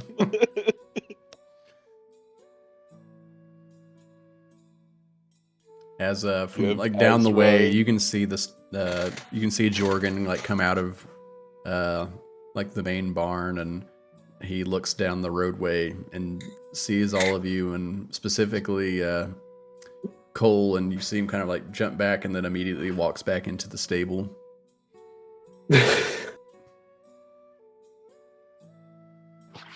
See there? He's fine. He's fine. Well, then, I mean, I don't understand why you would want to He's kill only him. concerned because, well, he did call me a monster, and I'm a little bit sensitive to that term. You're a little I bit get of a called. sensitive monster. Dang it. I messed it up. I get called a monster all the time. It is okay, even though I'm not one.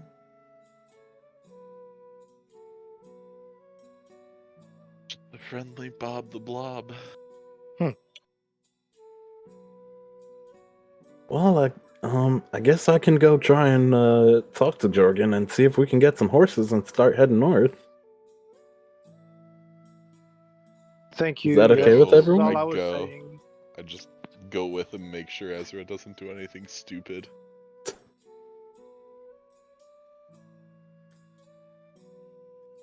As you approach, well, hello there, my young fiendish friend. As, I'm assuming you're not like hiding any of your tiefling attributes, right? No, not at all. Right. I'm super proud of being half demon. Seems So- your whole crew is sort of well, you know. And he like leans it monstrous. I just cut him off and say, "Yeah, we need 4 horses." I can do that. I have 4 horses for you. What's the price on those horses? Well, it seems the old Magister Oswald said he's footing the bill for you. So, I don't need a horse. Make that 3 horses. all right. I'll have them saddled up and ready for you in about 30 minutes. Feel free to come on back and I'll have them ready for you. I hope you bring them back in all in one piece. I'd want to walk over to the Withered Wart and see if I can get some like anti poisons and stuff for this journey. Just and talk to what's the lady in the Withered Wart's name? Hello. I'm Gerta. Oh, Good. it's you again. Feeling better? I'd start to ask her about like the different poisonous plants and the poisonous animals in the area and see if I can find out a little more information on that. No time for small talk, huh? All right. Well, you want to know about poisons or antidotes? Antidotes. Anything specific? What are the most common stuff that you have to cure in this area in terms of the environment? So like, if someone comes in and they were stung or they ate something poisonous, what would it typically be? Yes, I have antidotes and many curing remedies for the everyday. Plus, some of our hunters go out and, sometimes you're just bit by a snake or a spider. Can't really do anything about it, but I do have something that can sort of help relieve the symptoms. I'd try and buy that from her. All right. Now she looks around. Let me see what I got in stock.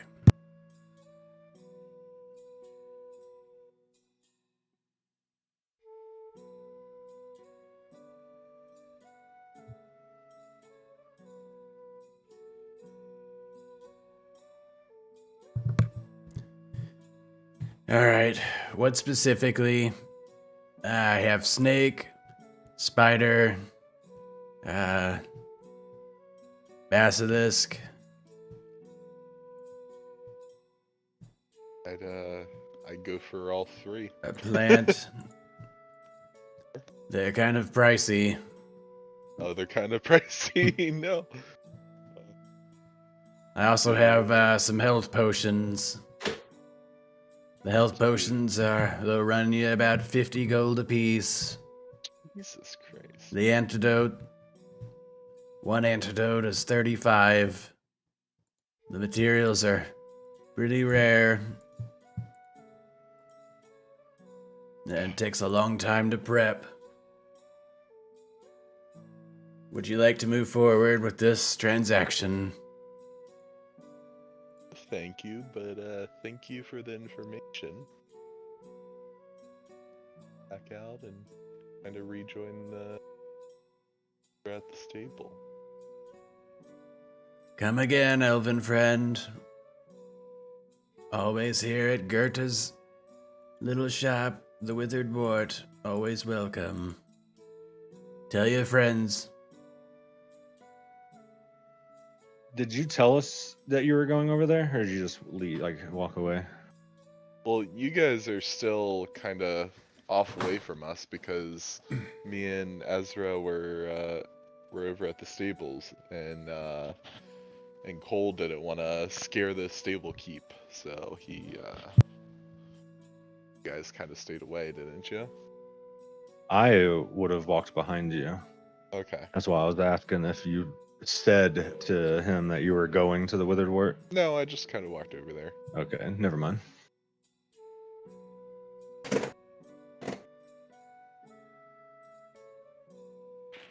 Yeah, I wouldn't have went over there either.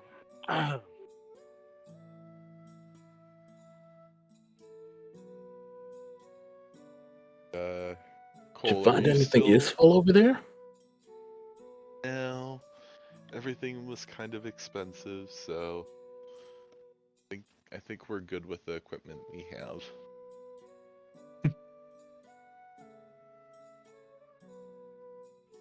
Is Cole gonna come over to us, or is he just gonna stay off on his own? I'm just kind of like, I mean, I feel like I'm within earshot of you, just kind of Okay. pacing in place, just kind of walking around in circles a little bit, waiting for you to bring a horse to me so we can leave. That's kind of the gist I was going for. Hmm. Just avoiding Jorgen stabbing you with a wooden stake. Just try not to, try not to raise So- any kind of ruckus. Do we actually like know that he's kind of like a vampire? Or are we just kind of thinking he's just a regular ass guy? I mean, none of us have asked him about it, so.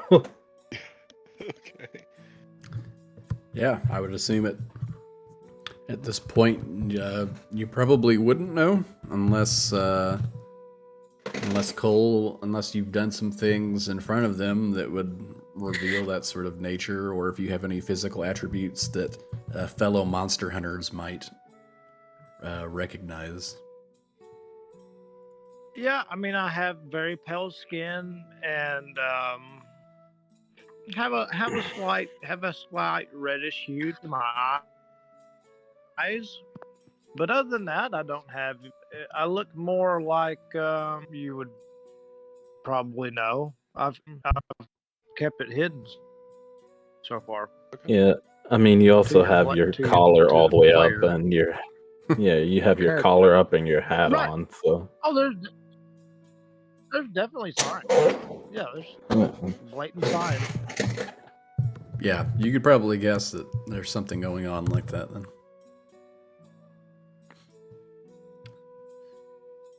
Oh, we lost Echo.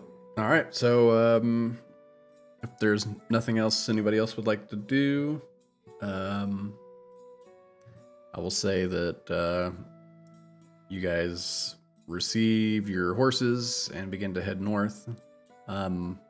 Bob, I would go into my bucket and ask, Someone mind putting me? I could poke my head out. Someone mind putting me on your horse? Yeah, Be my and I'd grab him. So I am like very heavy, by the way. I'm, enough water to make a human-sized body. So probably, at least 150 pounds of water weight. Jesus. Jeez. it's deceptively heavy as you like reach to go pick it up and like slams to the ground, and you see like the sludge doesn't actually splash out, but it just kind of like rocks back and forth up against the bucket walls. Then you go to like pick it up again with two hands, and you're able to like hoist it up. It's like a bucket of tungsten. Yeah. Gotcha. All right.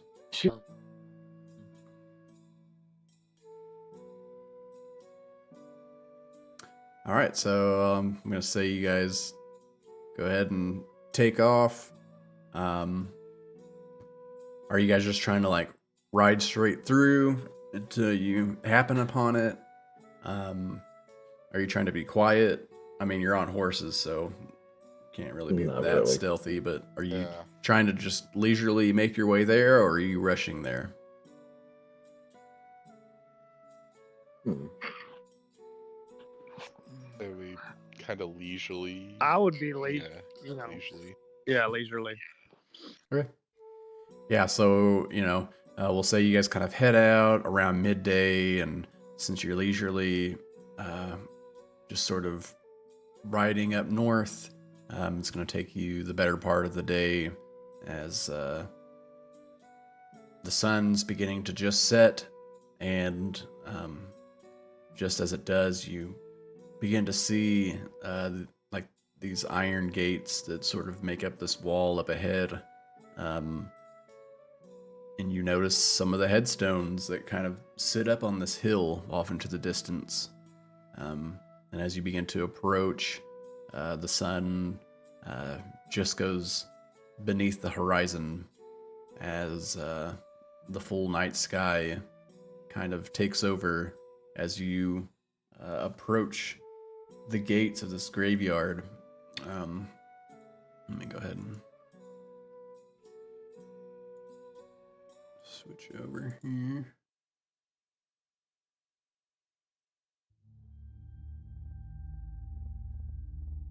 As You notice that, like, the sort of swamp atmosphere, like the frogs croaking and the slush of the mud scurrying from beneath the horse's hooves, and just the various animals and noises of the swamp sort of seem to dim as you approach up to the graveyard, almost like a sort of mysterious silence. You reach up here, the graveyard. It lays. Is that black screen for anyone else? Oh, sorry. Yeah. Yep. Yeah, we Okay. need Just tokens wanted on to the double screen. check. Then you do not own a Yes. token for this screen. Popped up.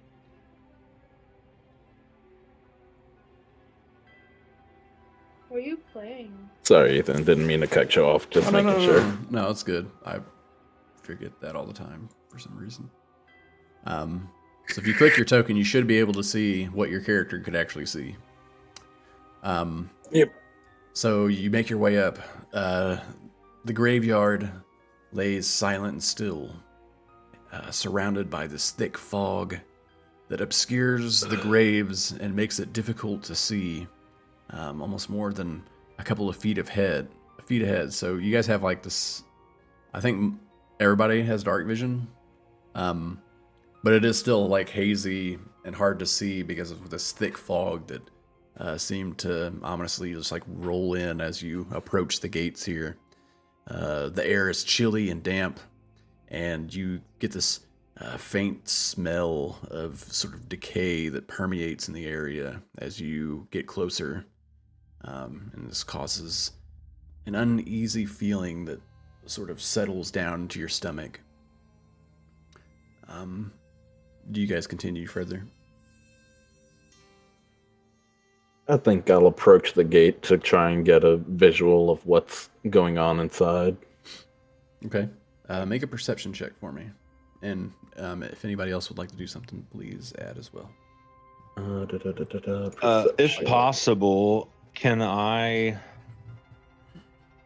like cause enough of my like membrane to open near the nerve ending, like my sensory endings, like from what I hear from, to increase my like hearing perception? Basically, trying to get like an advantage on what I can hear in the area. Yeah, absolutely. Okay. I see nothing through the fog. And, This is like a pure audio perception check, not visual, basically. Okay.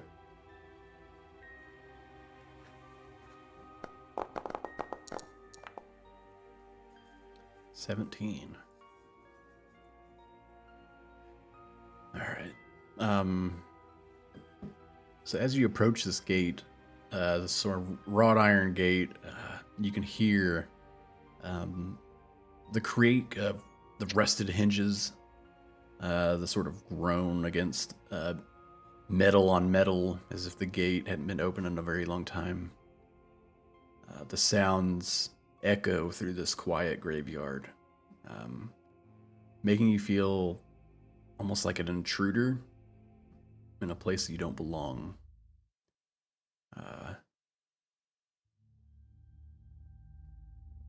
As you listen around with your 17 perception, you can hear the sound of rustling leaves in the wind, the occasional scurrying of small animals kind of like around beneath the hill. Not beneath the hill, but around the hill that the cemetery sets on. Mm-hmm.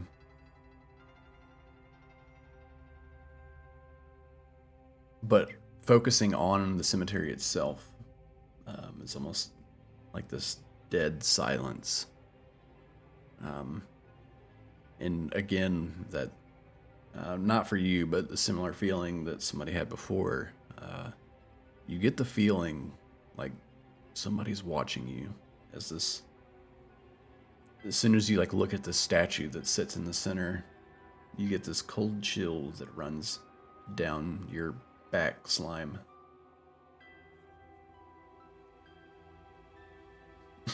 Buy me back. What's the one? There's a word for it. Do.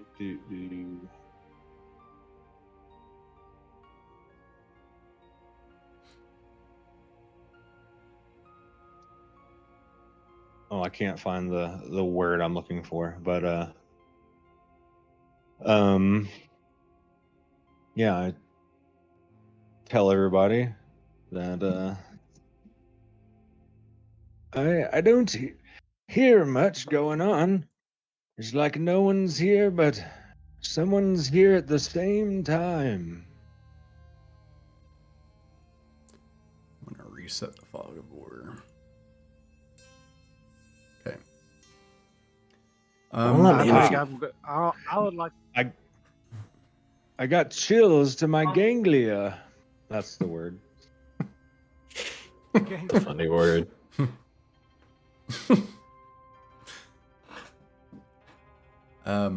Does everybody know how your dark vision works? white and black. Or gray. It's like you don't have actual Grayscale, yeah. Yeah. Okay. Like a printer. Well, some of you have like actual color on your dark vision, so I was just curious, because there are like there are different types of dark vision, I think. I was just aware of the grayscale. I didn't know if there was different types. Okay. As you come up to the door As and soon pull as it I open, get off my horse, go ahead. shit. No, go ahead, Cole. I wanted to use my Crimson Right on myself, on my sword, when I dismount my horse. Okay. Crimson Right, as a bonus action, imbue a weapon to strike 1d4 extra damage to the chosen type. On activating the right, you take, I'm assuming that's some sort of damage to yourself, and lasts while you hold their weapon until completing. Now, what type of damage? Lightning. Lightning. Yeah. So, do you have a description for that, or would you like me to do it? Yeah, I can. As I dismount my horse, I draw my scimitar out, and I think I try to keep it kind of hidden from everyone what I'm doing, but I just run. I run the blade across my hand, like all the way down in a uniform way, and like the blood, like almost like acid. It reacts like it's eating into the blade, but then it falls off, leaving like a extremely shiny, kind of rippling with energy edge. Was I a robot? Nope. No, you were good. Okay. Awesome. All right. The gates are opened, and Cole has prepared this sort of blood right on his weapon. Can I roll a perception check to see if I can see him do this? Yes, you can. I believe perception checks are done at disadvantage in the darkness, though. If I'm not mistaken. What would I use? Stealth with advantage? Yes. Okay.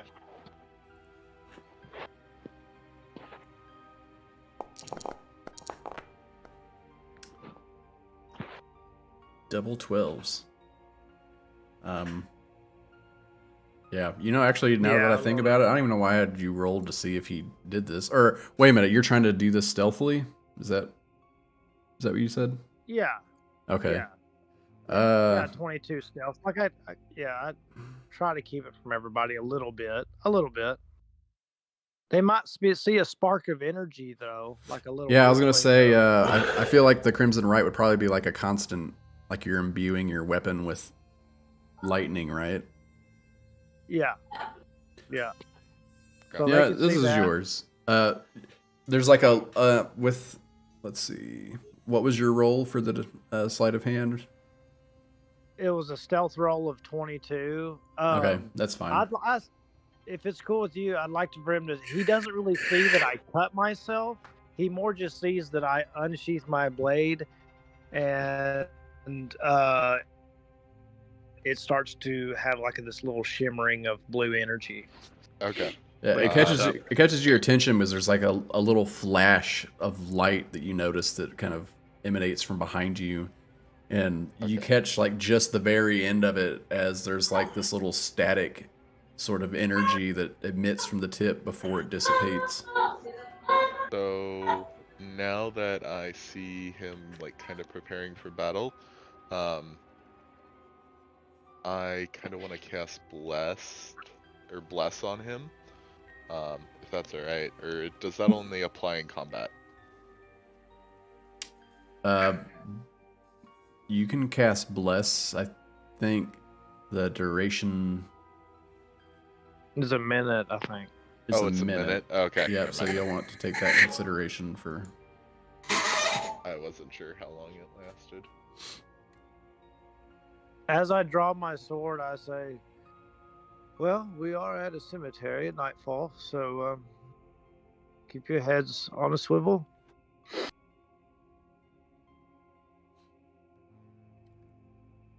All right.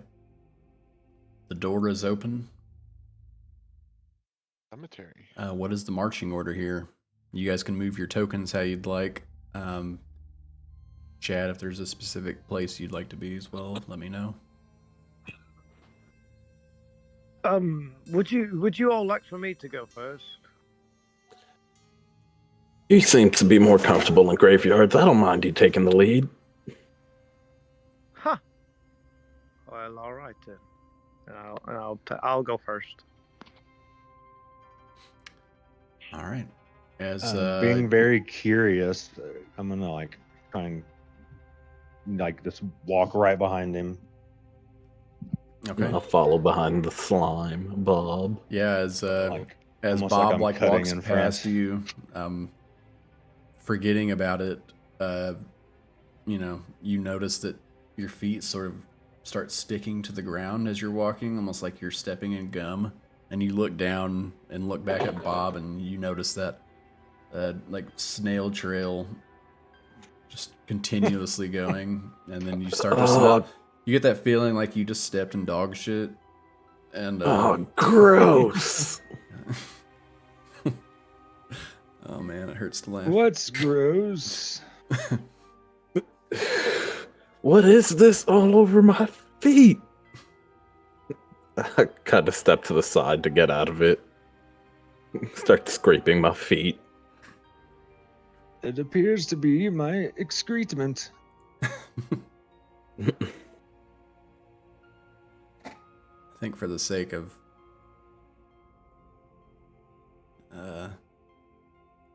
viewing, I'm just gonna pull it open.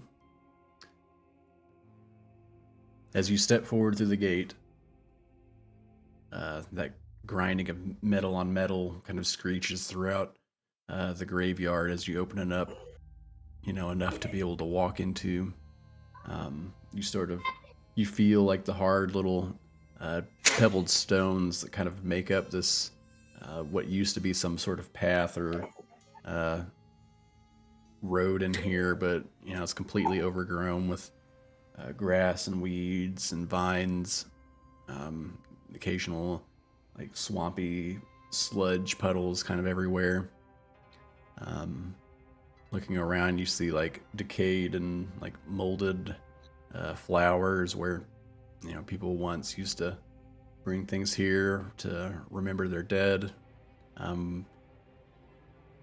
Everything looks pretty almost like it hasn't seen anything in a long time. The gravestones are just old and weathered, with nameplates that are not legible.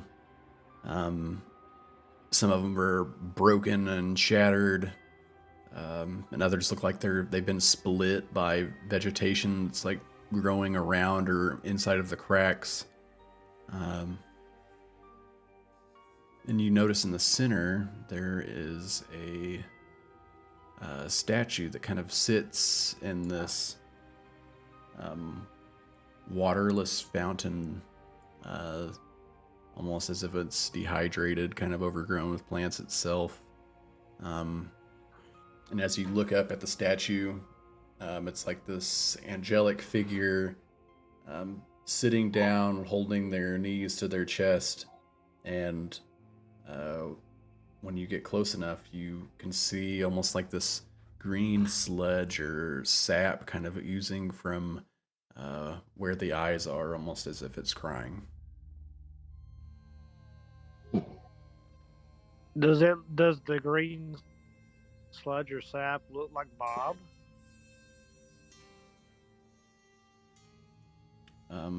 Make an investigation check. I certainly will. So I'm going to move your token up to the fountain then. You guys can go ahead and freely, don't just throw your tokens all across the map in every which direction, but if you're trying to move to a specific place within here, feel free to move your token to where you would want to go. It's showing that I have advantage on investigation. I don't know where that's coming from. You have advantage on investigation depending on, I think, whatever you hunt specifically. Really? With the Blood Hunter, I'm pretty sure. Okay. Hold on, here we go. To recall information about Fey, fiends, or undead. Yep.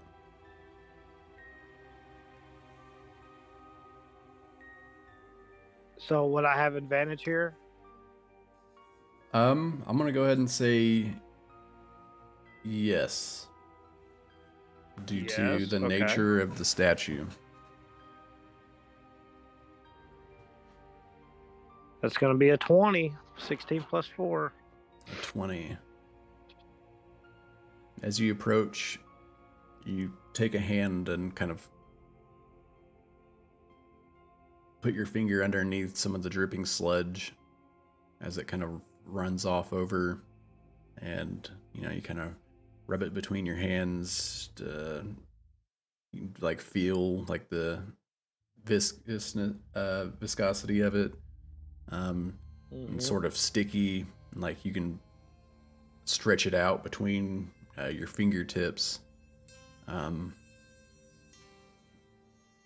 Nothing against Bob, but this material seems a little bit more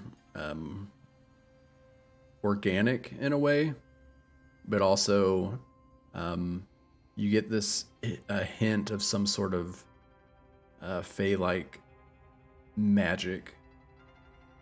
magical property to it, and that's how it's actively oozing from the eyes, almost like a liquid,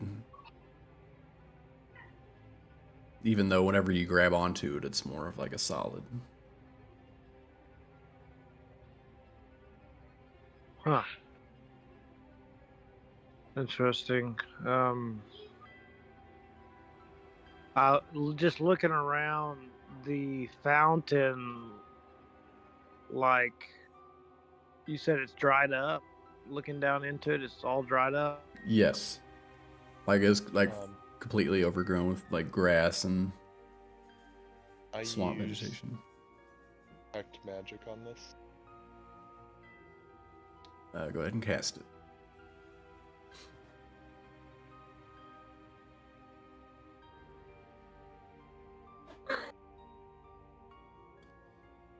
For the duration, you sense the presence of magic within 30 feet of you.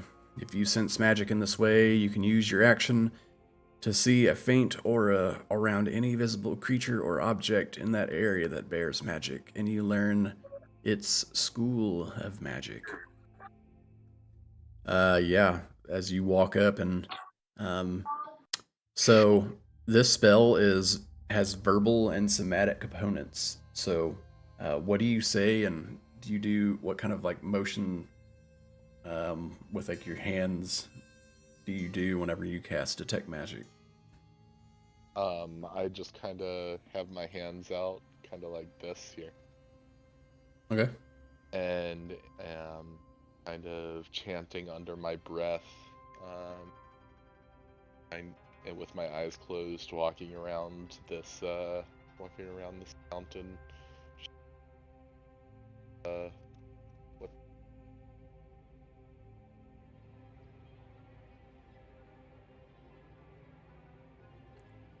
Uh-oh. That's fine. Okay.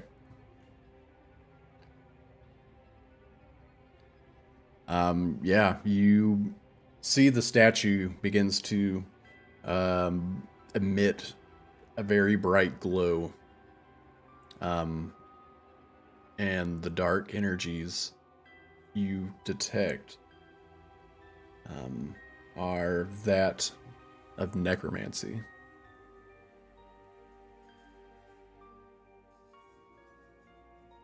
I let the party know. Dark magic being done.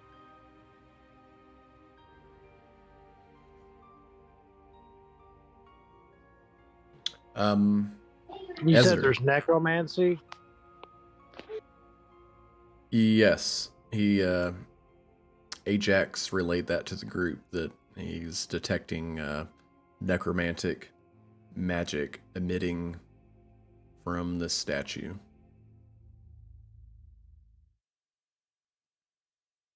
That, Ezra, is there something you'd like to do? I'd like to do an Arcana check to see if the liquid oozing from the eyes would be something that I could use later on. Sure. Go ahead and make a roll for me.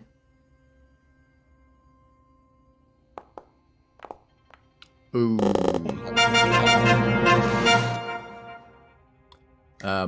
With a natural 20, as you saw Cole collect or like reach out and grab this, it's safe to touch in its current state. You're definitely able to put this in some sort of vial or flask if you'd like to collect it.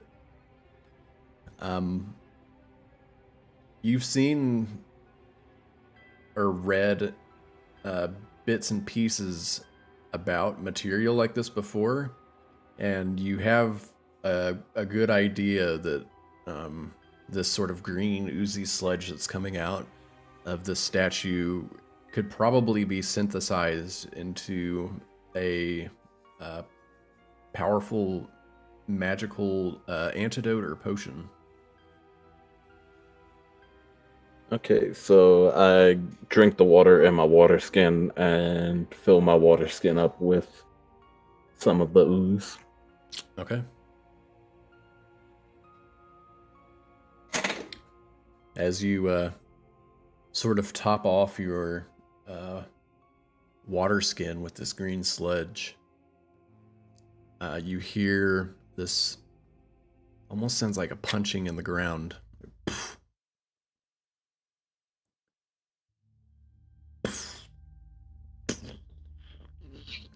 As it's almost like ground is being dug up from underneath. And you look over, as you're collecting it, you look over Ajax's shoulder and you notice by one of the headstones, you see an arm reaching up, a hand. Guys, was that hand sticking out before? And you just hear this. I decide to fuck with him and say, yes, sir. I Okay. don't think hands are supposed to do that.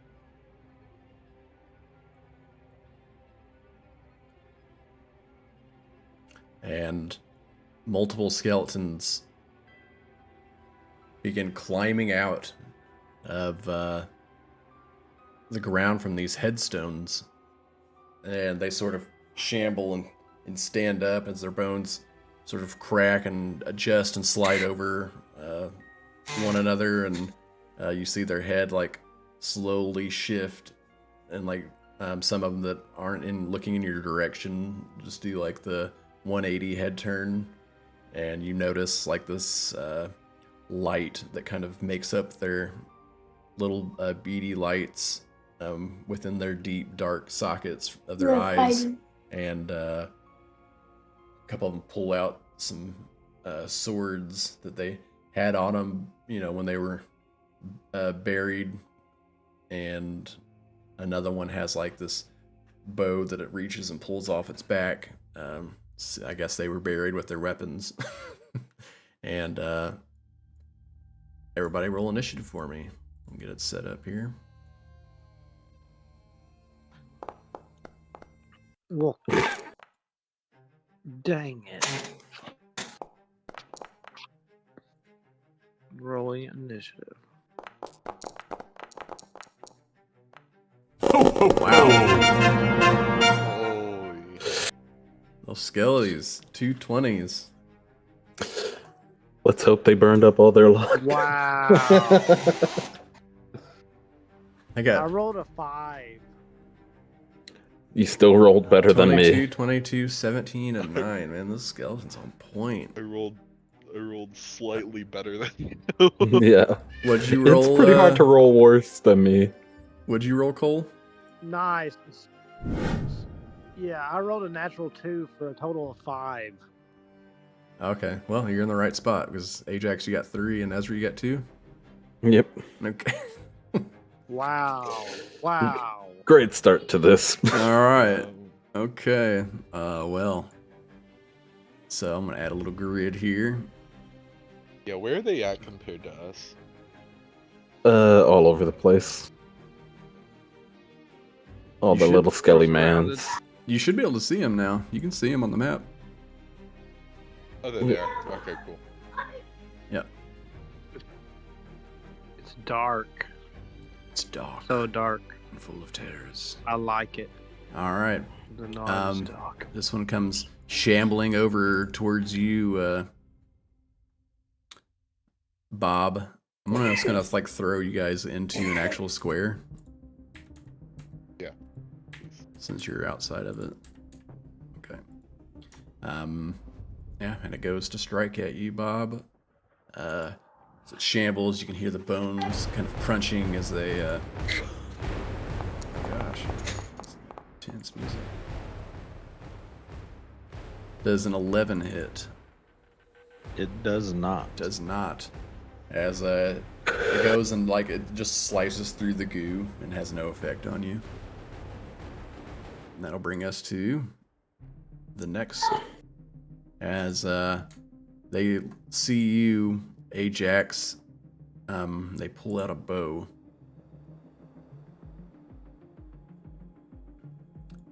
And an arrow comes flying at you. And a 9 is going to miss as it goes wide. Being buried underground, they don't get much practice, so. Bob the Blob. Got a little dart on the feathers. And this one's going to dart forward too. Oh, looks like they can get in range.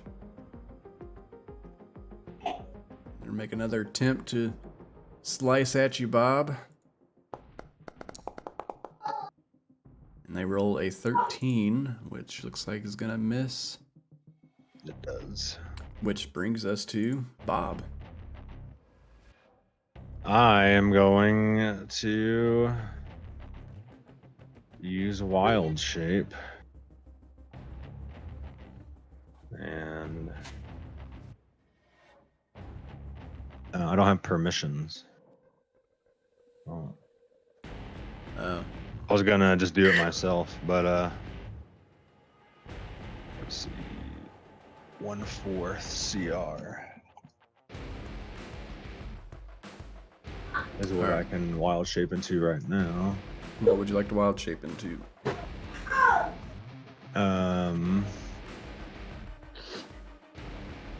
A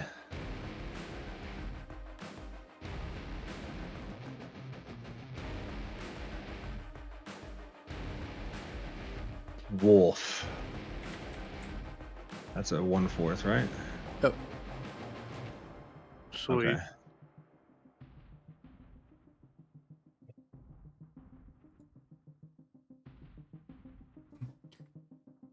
Bob the Blob Wolf. And so I like shit. So I like kind of resemble a wolf, but I'm still like a blob. If that is all right Yeah. with for the flavor. And I'm going to bite the one to my direct right. Okay. I'm just gonna do this to allow everybody to see a little bit better. Yeah, but Within 5 feet. Okay. Yeah. Bite. Attack. An Rat. 8. An 8 does not hit. All right. So you lunge That's forward my and turn. you like bite onto one of the bones, but it just like doesn't care at all. Oh, wait. You like rip off I one have of its ribs. advantage because of Pact Instinct. I have an ally within 5 feet of him. Pack tactics. My bad. I forgot Cole was If next at to least me. one of the wolf's allies is within 5 feet of the creature, and the ally isn't. Yep. Roll again. I'm gonna try Do one it. more time.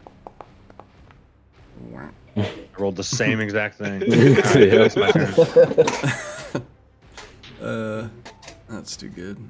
All right, brings us to Skelly. Let off a howl. You just see this skeleton begin shambling towards you as it just like slowly and very like you can like choreograph strike down towards you, like you see it coming because it's so slow. That definitely hits. But yeah, still comes through. Maybe a little fear took over and take 6 points of piercing damage. I can, by the way, I can apply the damage if you guys want. But you have to, if you want me to do that, then let me know. So that way, you know, I'm not applying it and you guys are applying it. So you just insta die. I'll deal with mine. Okay. That brings us to Cole. What would you like to do?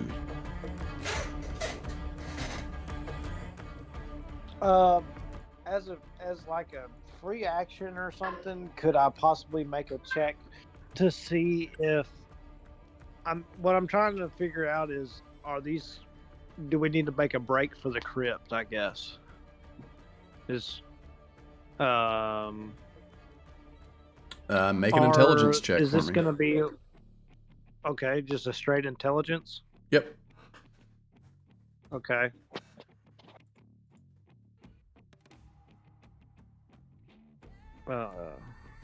Okay, straight intelligence. Oops. Well, I'll just roll a d20, add 2. Roll. Nice. 19, natural 19, so 21. All right. I'm gonna say with that high of a roll, like there's no way of knowing specifically, but you do come to the realization that, you know, if these skeletons were just summoned out of the ground, you understand that there's no way of knowing that if this is, you know, all that's gonna be rising from the grave, or if there's more to come. Okay.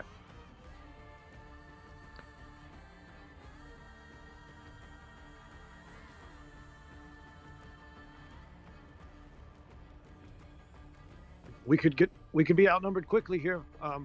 Let's make a break for the crypt. It's a lot of headstones, and I'm going to take a swipe at the one beside Blob first. I make an attack with my scimitar. Let's see.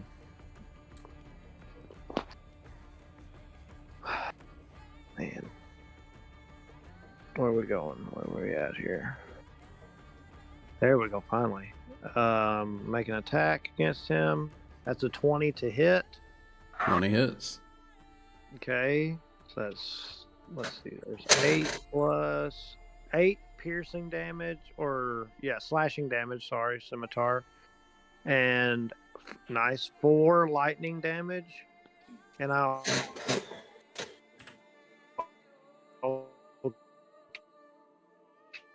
cast You're roboting, bro. Bad robot. booming blade on him, and I'll do that now. Any better now? Yeah. Yep. Okay, so I'll do that. Booming blade slashed him, and then I'm going to use my full movement. Ethan, you'll have to move me towards the crypt, 35 feet. Does booming blade increase your damage or something? It doesn't at this level unless they move 5 feet on their turn. Oh, okay. All right. Yeah, you smash and break off a shit ton of bones off of the skeleton. It's barely standing up. And as you make a dash for it, it does do like a last attempt to try to attack you as you leave its attack range. Okay. It's trying to take an attack of opportunity on you. Does a 15 hit? Does not. Miss. Okay. Yeah, so it reaches out to strike you, and you're able to dash away at such a pace that it doesn't even come close. All right. So you're moving all the way up to there. You have plenty of movement to do so. Okay. Yes. And I'll, yeah. Well, I don't really have anything else to do other than maybe try to open the door or whatever.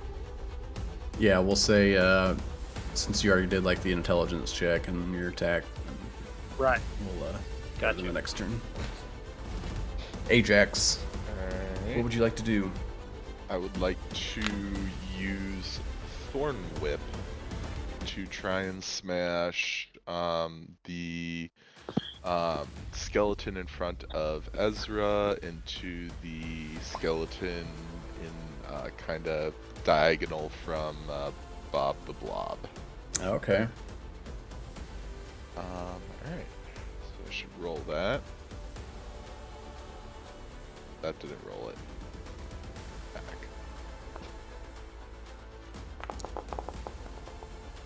Come on. A 9 is not going to hit. As you try to sling this thorn whip, Ezra, kind of standing in front of you, makes it harder as you're like trying to get it around him and not hit him, but also grab onto this skeleton. Is there anything else you'd like to do? Yeah, I'd like to dash towards the crypt as well, my full 35 feet. Okay. Sure. If it'll let me. I've moved it already. Sorry. All right, and that brings us to Ezra. I think I'm gonna be smart here and just use my action to disengage and kind of jet 30 feet towards the. Yep, Okay.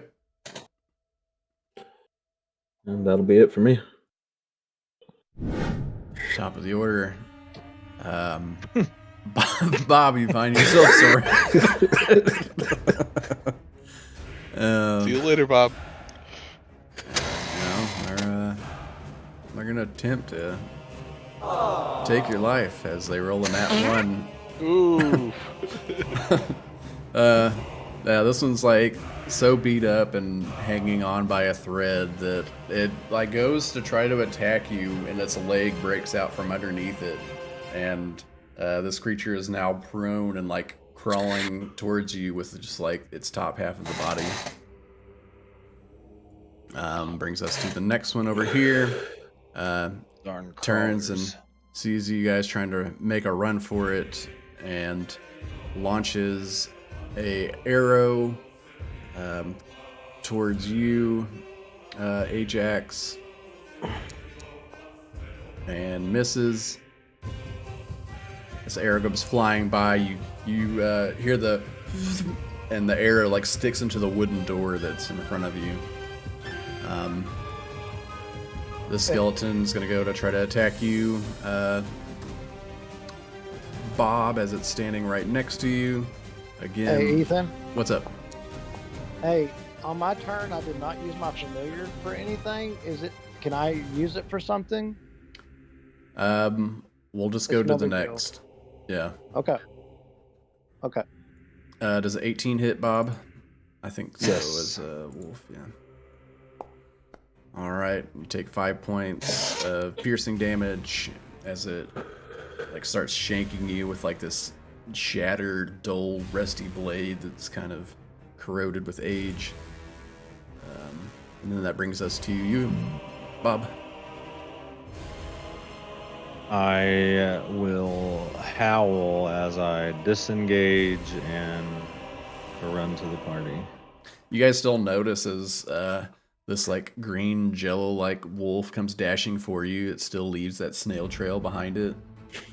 And the closer Bob gets, you guys just start smelling like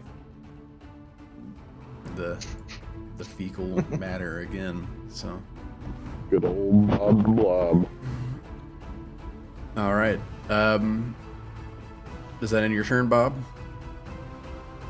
What do you guys do? Yeah. Okay, brings Well, us to if the door is open, I would go in, I guess. I don't know if we're able. the door is currently closed. Okay. That ends my turn then. And you just start to see these guys slowly shamble forward. I'm actually going to say that going around here, that's still 30 feet. So this one just slowly shambles its way up to you, Ezra, as you guys get up to the door and it's closed, and you see nobody has like started to try to like fiddle with the door at all. It walks up and goes to try to stab you.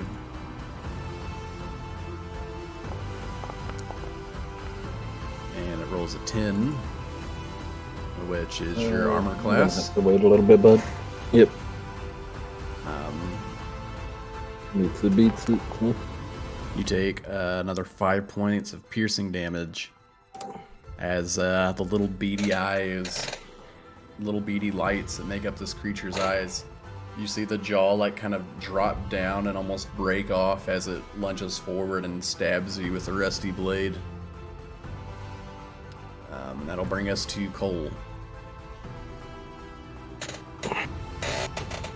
I'm gonna try to get this door open. Okay. How would you like to do so? I would like to inspect it for a handle or whatever opening mechanism it is. Yeah, And- there's like these little iron circular handles that looks like where you would like pull the doors open. All right, I'll try to do it. Okay. Make a athletics check for me. Ooh, athletics. As you begin to pull on the door, you notice that the music is way too loud. And then secondly, you notice that you pull on the door and it starts to open, but then you start to see like the buildup of like this mossy like tuft and lichen from the swampy ground that's kind of overgrown over the path. Starts to build up and you're like having trouble pulling the door. What do you roll?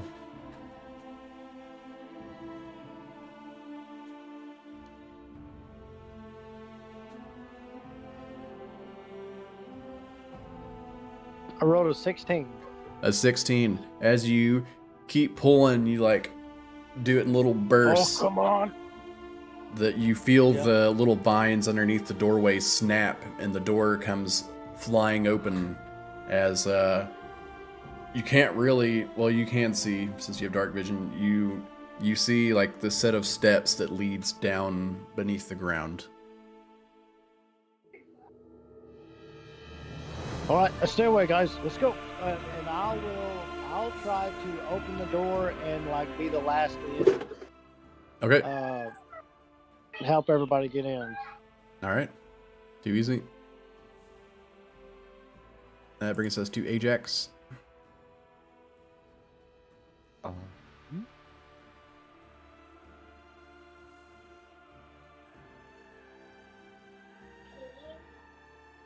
As Cole uses sheer strength to open this door, and you see him step in, and he's like trying to wave you guys in. Real quickly, I'd like to use Cure Wounds on Bob. Okay. Pull that. All right, and then click the healing, and it'll roll there. Nice. 9 points of healing.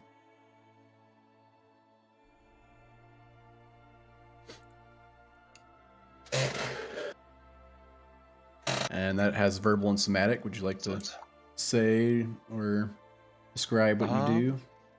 Yeah, I wave around my my quarter staff, and I kind of chant a like it almost seems like a very short ritual, and the air starts to shimmer around his wounds, and they magically seal. Nice.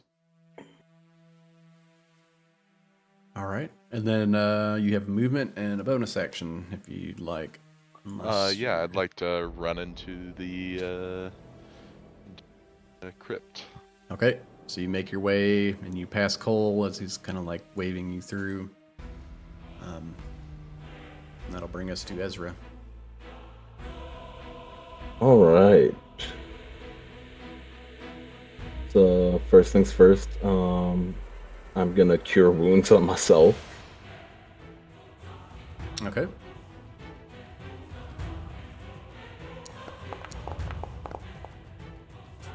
Seven points of healing. And Not as then good as mine, though.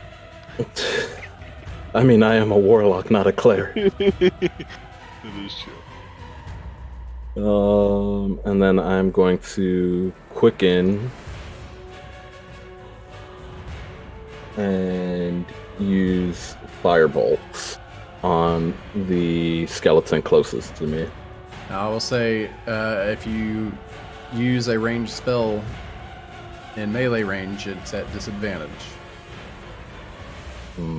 Just as a FYI, any ranged attack in melee range is always a disadvantage, whether it's a spell or like a bow.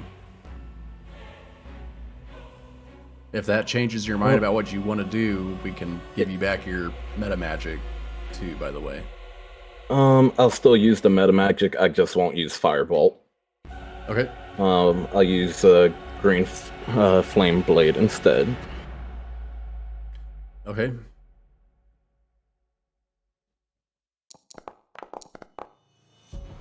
There's a 17 hit. A 17 hits.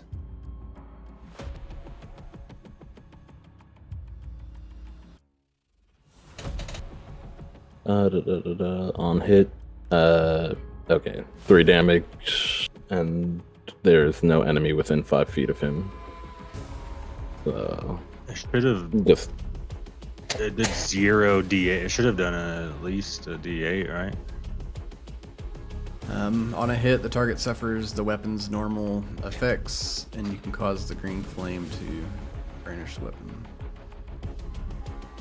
Yeah, I would think that it was Like he should have had the regular oh melee yeah, it hit should have been a damage D8. plus Yeah. the D8 flame blade damage. Yeah, so like, roll a regular D8. weapon damage should have rolled 2. roll 1d8.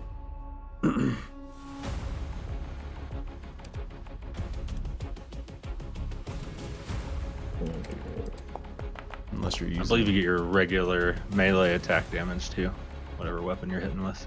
Yeah. It's a magical weapon, so So I guess. but 7 damage. I guess I don't know if it's supposed to be with the splash damage as well, but No. It splashes only to So- other creatures. It'll be 7 Okay. damage, 3, and then 4, and then 3 fire damage. Okay. alright. And then I will use my movement to try and get away into the crypt. I know it gets the attack of opportunity. It does. As you try to roll away. It's 12 hits. Man, that 10 AC is rough. Horrible. Yeah. And you take 4 points of damage as you try to run away. You feel that sharp stick directly in your back as you try to make your escape as it just pierces you again. I'm gonna just shift myself over for Bob to get in, but You guys push forward. The skeleton is just gonna slowly tread forward. Who takes a D8 thunder damage? Hold on. Okay. Daddy, Hold on, buddy. 1 second. wipe my butt. Yep. Nice. 5 thunder damage. And yeah, you just see it erupt in thunder and like crumbles as the thunder decimates the bony structure. And then this one has been using the bow. So it's attacking the only person that it can see. Oh, it almost rolled that one. Rolls a 17. As arrow It comes flying towards you and deals 8 piercing damage. As it catches you right into the gelatin ribs. The next one, I don't think they can get to you. Yes, they can. They all hate you. They hate Jello wolves. Darn Jello wolves. Yeah. 15 It hits. hits your wolf AC.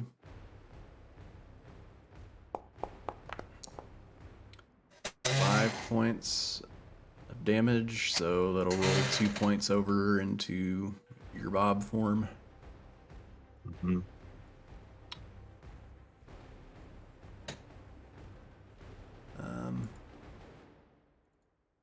The real question is restore transformation. There we go. -2. -2. Boom. And that brings us to you, Bob. We're always Well- leaving Bob behind. Hmm? I will disengage and go inside. Okay.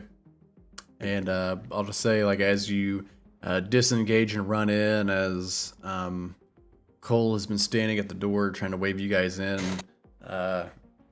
you get one of those scenes where Bob, like, almost trips over himself, and, you know, you see him, like, rush through the door, and just as he crosses through, you see the arms of the skeletons, like, reaching in, trying to grab him, and Cole, you, like, slam the doors shut, and some of the hands, like, break off as they're pinched in between the door frame, and you guys find yourself in this dark, spooky crypt entrance on these stairs that sort of lead down to a point to where you can't see beyond the stairs, and that's where we'll pick up next session.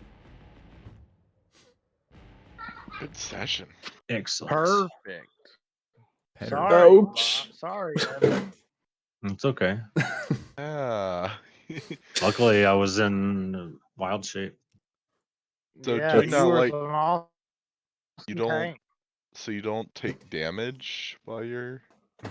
It rolls over. Once your wild shape gets knocked to 0, you are shape shifted back to yourself, and whatever damage is left over rolls over onto your normal form. So healing you does help. Good. Yes, it did. Okay. It did. Meanwhile, I was sitting at 6. How much health do you have? Not a lot. Oh, okay. So I should Not a probably lot at all. should have healed you instead. Warlocks By the equals way, with Green Flame Blade, Mm-hmm. it does go on a weapon. Oh, it does go on a weapon? You're not, Oh, yeah, you're not creating you're putting a green flame on I whatever misread weapon it. you're using. I So So misread it. next time it'll be a it'll do D4. more. You'll do more damage essentially because you're putting it on whatever weapon you have and then swinging it. Okay, I misunderstood. Thank you. Hmm.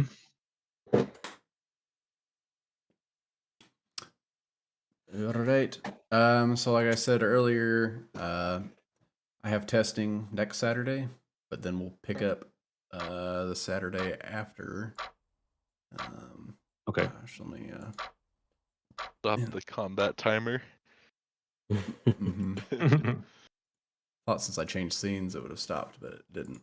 Yeah. So we will. Pick back up on the 20th. Yep, on the 20th and the 27th, and I think on the 20th, Toru should be joining us. We get his character online, so you guys will have another player. Yeah, good session, fun times. Especially like the alcohol scene. That was fun.